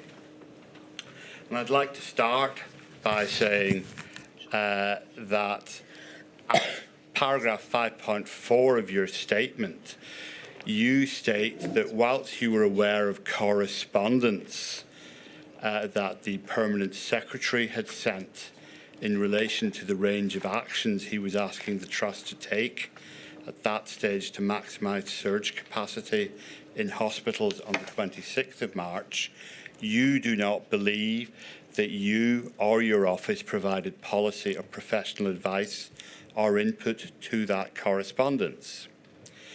Now, you should know that in his statement to the inquiry, the Permanent Secretary has stated that a draft of the letter seeking comments from the Clinical Advisory Group, which includes you and a number of other colleagues, was circulated inviting views because, and the quote is important for the question, given the sensitivity and importance of getting it right. The question is, given the sensitivity of this issue and the importance of getting it right, why didn't you provide your policy or professional advice as a result of the specific request from the Permanent Secretary at this stage? Well, as the PermSec's statement goes on to elaborate, there was nothing new in the letter of the 26th of March. It summarised in great detail all of the actions that were taken across health and social care, around testing, around the support that need to be provided to domiciliary care sector. He references a number of exhibits within that, and the reference to the Clinical Advisory Group is the Strategic Clinical Advisory Group, which I was not a member of, and the exhibits were seeking input from that Clinical Advisory Group, which I had established, and it contained a range of clinicians, respiratory physicians, those in intensive care. I was not a member of that group. I don't, and having checked through the records, there was no input into that letter provided by myself. There were comments provided, and I've been unable to locate any input from the Strategic Clinical Advisory Cell itself. Thank you very much. You go on in your statement to say that neither yourself or your office were involved in the guidance, including in relation to patients discharged into nursing care homes published in April 2020. I suppose the point of the question is everyone appreciates the many other commitments you had on your time, but one of the aspects of the Northern Ireland organisation is the sort of vaunted inclusion of social care and health together. Why didn't you take advantage of that possibility by giving your advice, even though you knew that there were other experts who probably had more day-to-day dealings with adult social care than yourself? I mean, there's a combination of answers to that. Firstly, it was the wide range of issues I was covering and leading on and coordinating. The principle of subsidiarity applied throughout the pandemic. Those who were expert in an area from a professional or policy perspective led on those areas of advice and guidance, and the guidance was being led by the Chief Social Work Officer's team, and particularly his Director of Mental Health, Disability and Older People Services. But all of the right people were involved in developing that. We had the Chief Nursing Officer and her team. We had the Health and Social Care Board, the Director of Community Services within the Health and Social Care Board, and we had the expertise of the Public Health Agency and their Infection Prevention and Control team. So the right people were involved with the right professional and technical skills and expertise in the sector. In my view now and then, it did not require additional input from me, particularly given the fact that there were others who were better placed to provide that input. Thank you very much. Different topic. And this is what the Herity report that you again were asked questions about by Ms. Carey. What I would like to do is, bearing in mind your answers, drill down a little into how this report was presented to the Northern Ireland public. In your statement to this inquiry, you carefully stated that the Herity report, quote, and I emphasise, did not support the suggestion that discharge of patients from hospital was a substantial cause, again, I emphasise the quote, of COVID outbreaks in care homes. Now, you've already said, in effect, that you agree that the discharge from hospitals obviously made at least some contribution, even though people may disagree about the quantification of that. You go on in your statement, don't you, to state that the Herity study examined 2 specific weeks in reaching its conclusions. And what I'd like to do, please, is have an extract from the report put on screen in order to try and explain the point I'm seeking to make. I've been given verbal permission and assurance, more to the point, this will happen. I have it, yeah. It's just not come up on my screen. I've got it here, so. I've got one on my screen. Everyone but me. Anyway, I think I know what I want everyone to look at.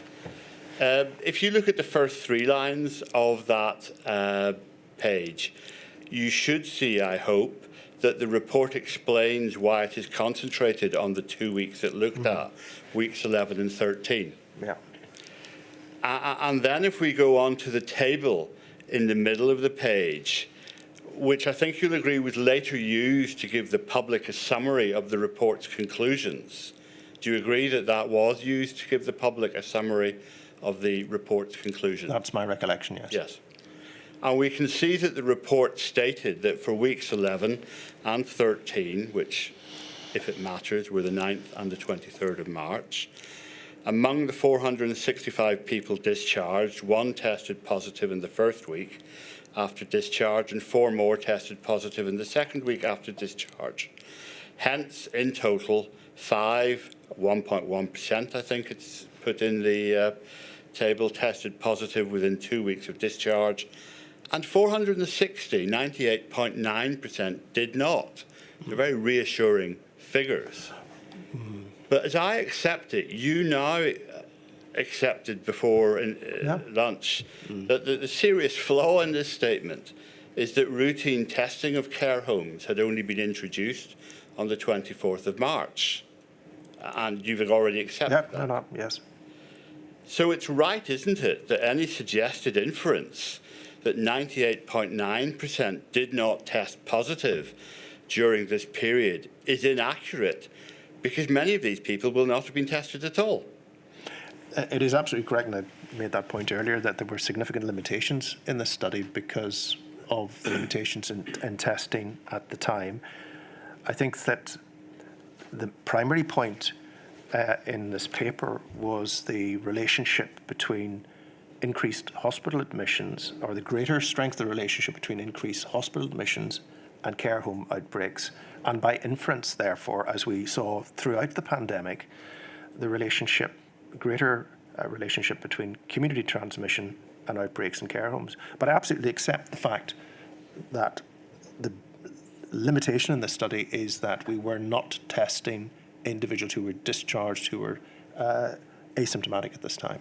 I read out the extract from your statement. Is there any reason why you did not bring this specific flaw to the inquiry when you made your statement? Well, certainly, I I answered the questions that I was asked about the inquiry. I don't think by the inquiry, I don't think I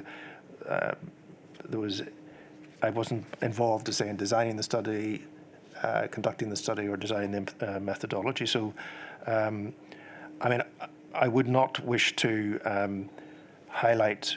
It was no act of omission or on my part not to highlight that. I think the general point I would make is that the findings of this, and as I've also said in my statement, and said in a repeated number of occasions, that there are many ways of which infection entered care homes, and that included the movement of staff, all sorts of staff, health professionals, care home staff, visitors, and also the connection between 2 high contact areas between hospitals and also care homes. And I've said unequivocally on a number of occasions that undoubtedly, in my view, it was highly likely that some care home outbreaks were caused by discharges from hospital, or some were exacerbated by discharge from hospital. So I have not, I've been very upfront in terms of articulating that. We have a history of all the letters that have been written in correspondence. I'm not going to ask you about it now. With Her Lady permission, can I just ask you this, though? Can you give any examples off the top of your head, or perhaps in writing afterwards, of any occasion where you drew this flaw to the attention of anyone to whom this report was disseminated?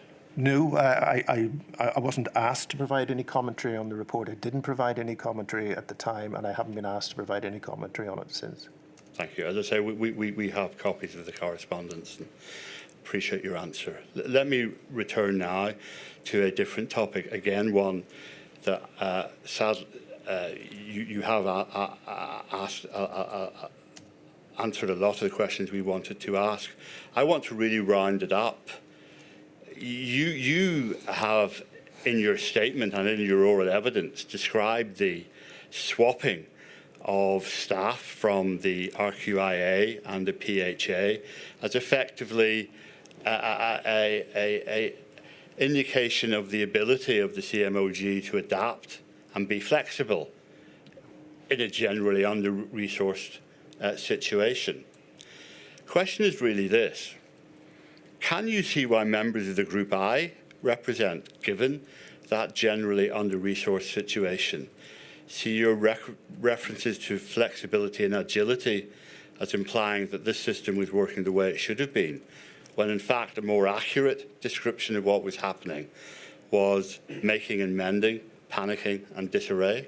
I wouldn't accept that at all. I think that's an unfair characterisation and does not reflect the commitment that I observe from staff within RQIA, within the Public Health Agency, the Health Social Care Board, and in the department.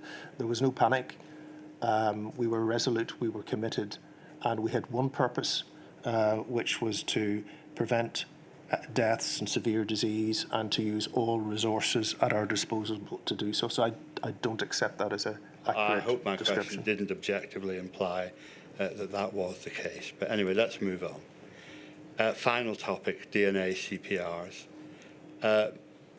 My lady, to be frank, the question I was going to ask has been asked. Go for it, its Mr. Wilcock. entirety. I trust you. I have a short question which we would hope is in the spirit of what we wanted to ask, and it's really this. Do you accept that, notwithstanding the official efforts you described to reassure people that there was no blanket policy about the DNA CPR policy, such concerns still remain? I just wondered whether you'd thought of this. In Module 3, Mr. Swan observed that there was now an opportunity to retrospectively evaluate the use of DNA CPR in regards to the recommendation of this inquiry. I just wondered whether you agreed, bearing in mind the comments we've had from the professors. I also was asked this question in Module 3, and how I responded was that I would encourage individual families who had concerns of this nature to engage directly with care providers and with trusts if those were concerns that they had, because I do think that that's the most appropriate mechanism by which those answers can be provided and either assurance provided or not. I think the wider question for me is whether such an approach would be justified and proportionate, and potentially the unintended harm and consequences of that in terms of adding to distress and grief. I did listen to and read very carefully the stories and experiences of those in Module 2C who described in very vivid terms their concerns, their worries and their anxieties, and those stories, every story matters, are very, very impactful. So I don't think that anyone should be left with unanswered questions, and I would encourage individual relatives to directly engage with clinical teams if they have concerns of that nature. does it follow from that emphasis on individuals raising specific instances that there are no plans to conduct a systematic evaluation? I'm not aware of any plans. That would not be a decision for me, and I haven't been asked to provide any advice on that matter either. Thank you very much, Professor. Thank you. Thank you very much, Mr Wilcott. Miss Beattie. Miss Beattie's over there, Professor. Thank you, my lady. Professor McBride, I ask questions on behalf of disabled people's organisations, and in Northern Ireland that's Disability Action. Yeah. The questions concern testing for domiciliary care workers. In mid-August 2021, you advised that testing was now available to asymptomatic staff working in the independent domiciliary care sector. And I think you wrote a letter the 17th of August 2021 to independent domiciliary care providers to that effect. The expert working group on testing, which you've mentioned, and which you had established Yes.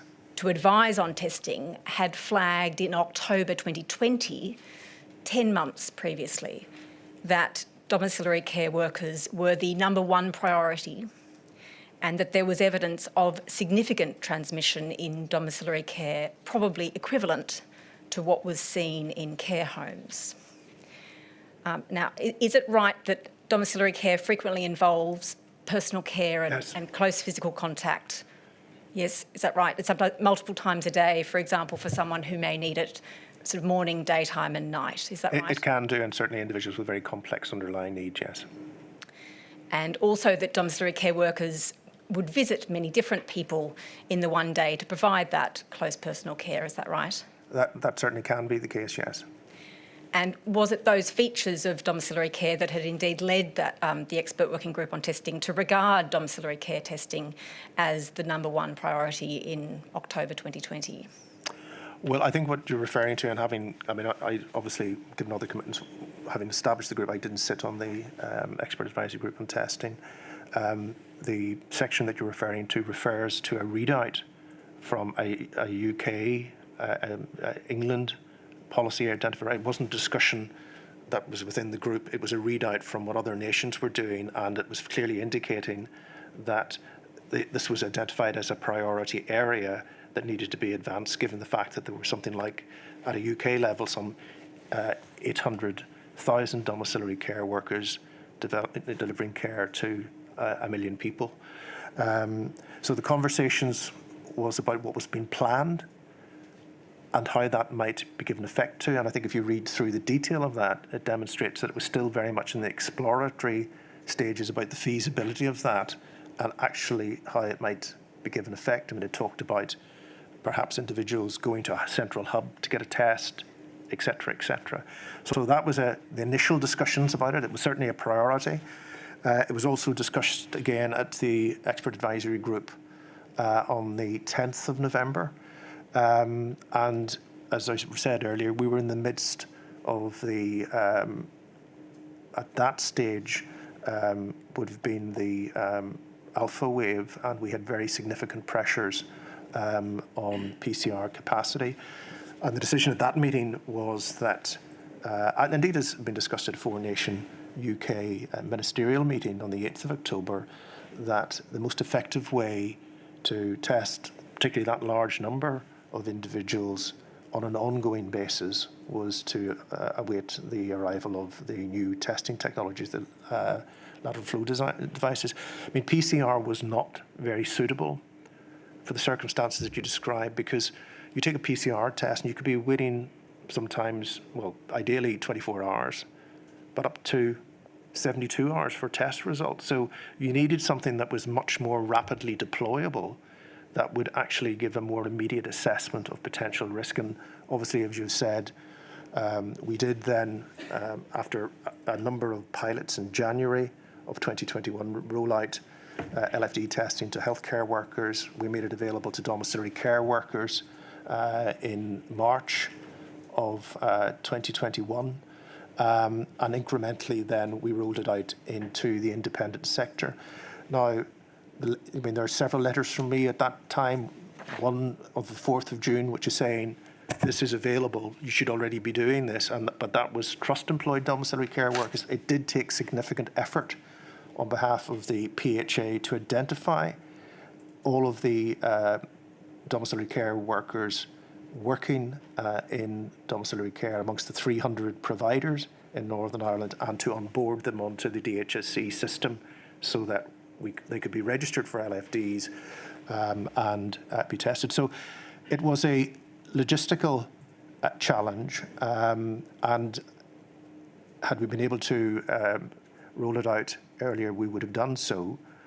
But I think that I wouldn't want to create the impression that we didn't regard domiciliary care workers, either those employed by the trust or the independent sector, as not a priority. I mean, we were the first part of the UK to introduce symptomatic testing for domiciliary care workers, whether they were trust employed or independent sector employed. So we were, I think a point I would make in closing is that we expanded testing as quickly as we could, but there were very significant logistical challenges.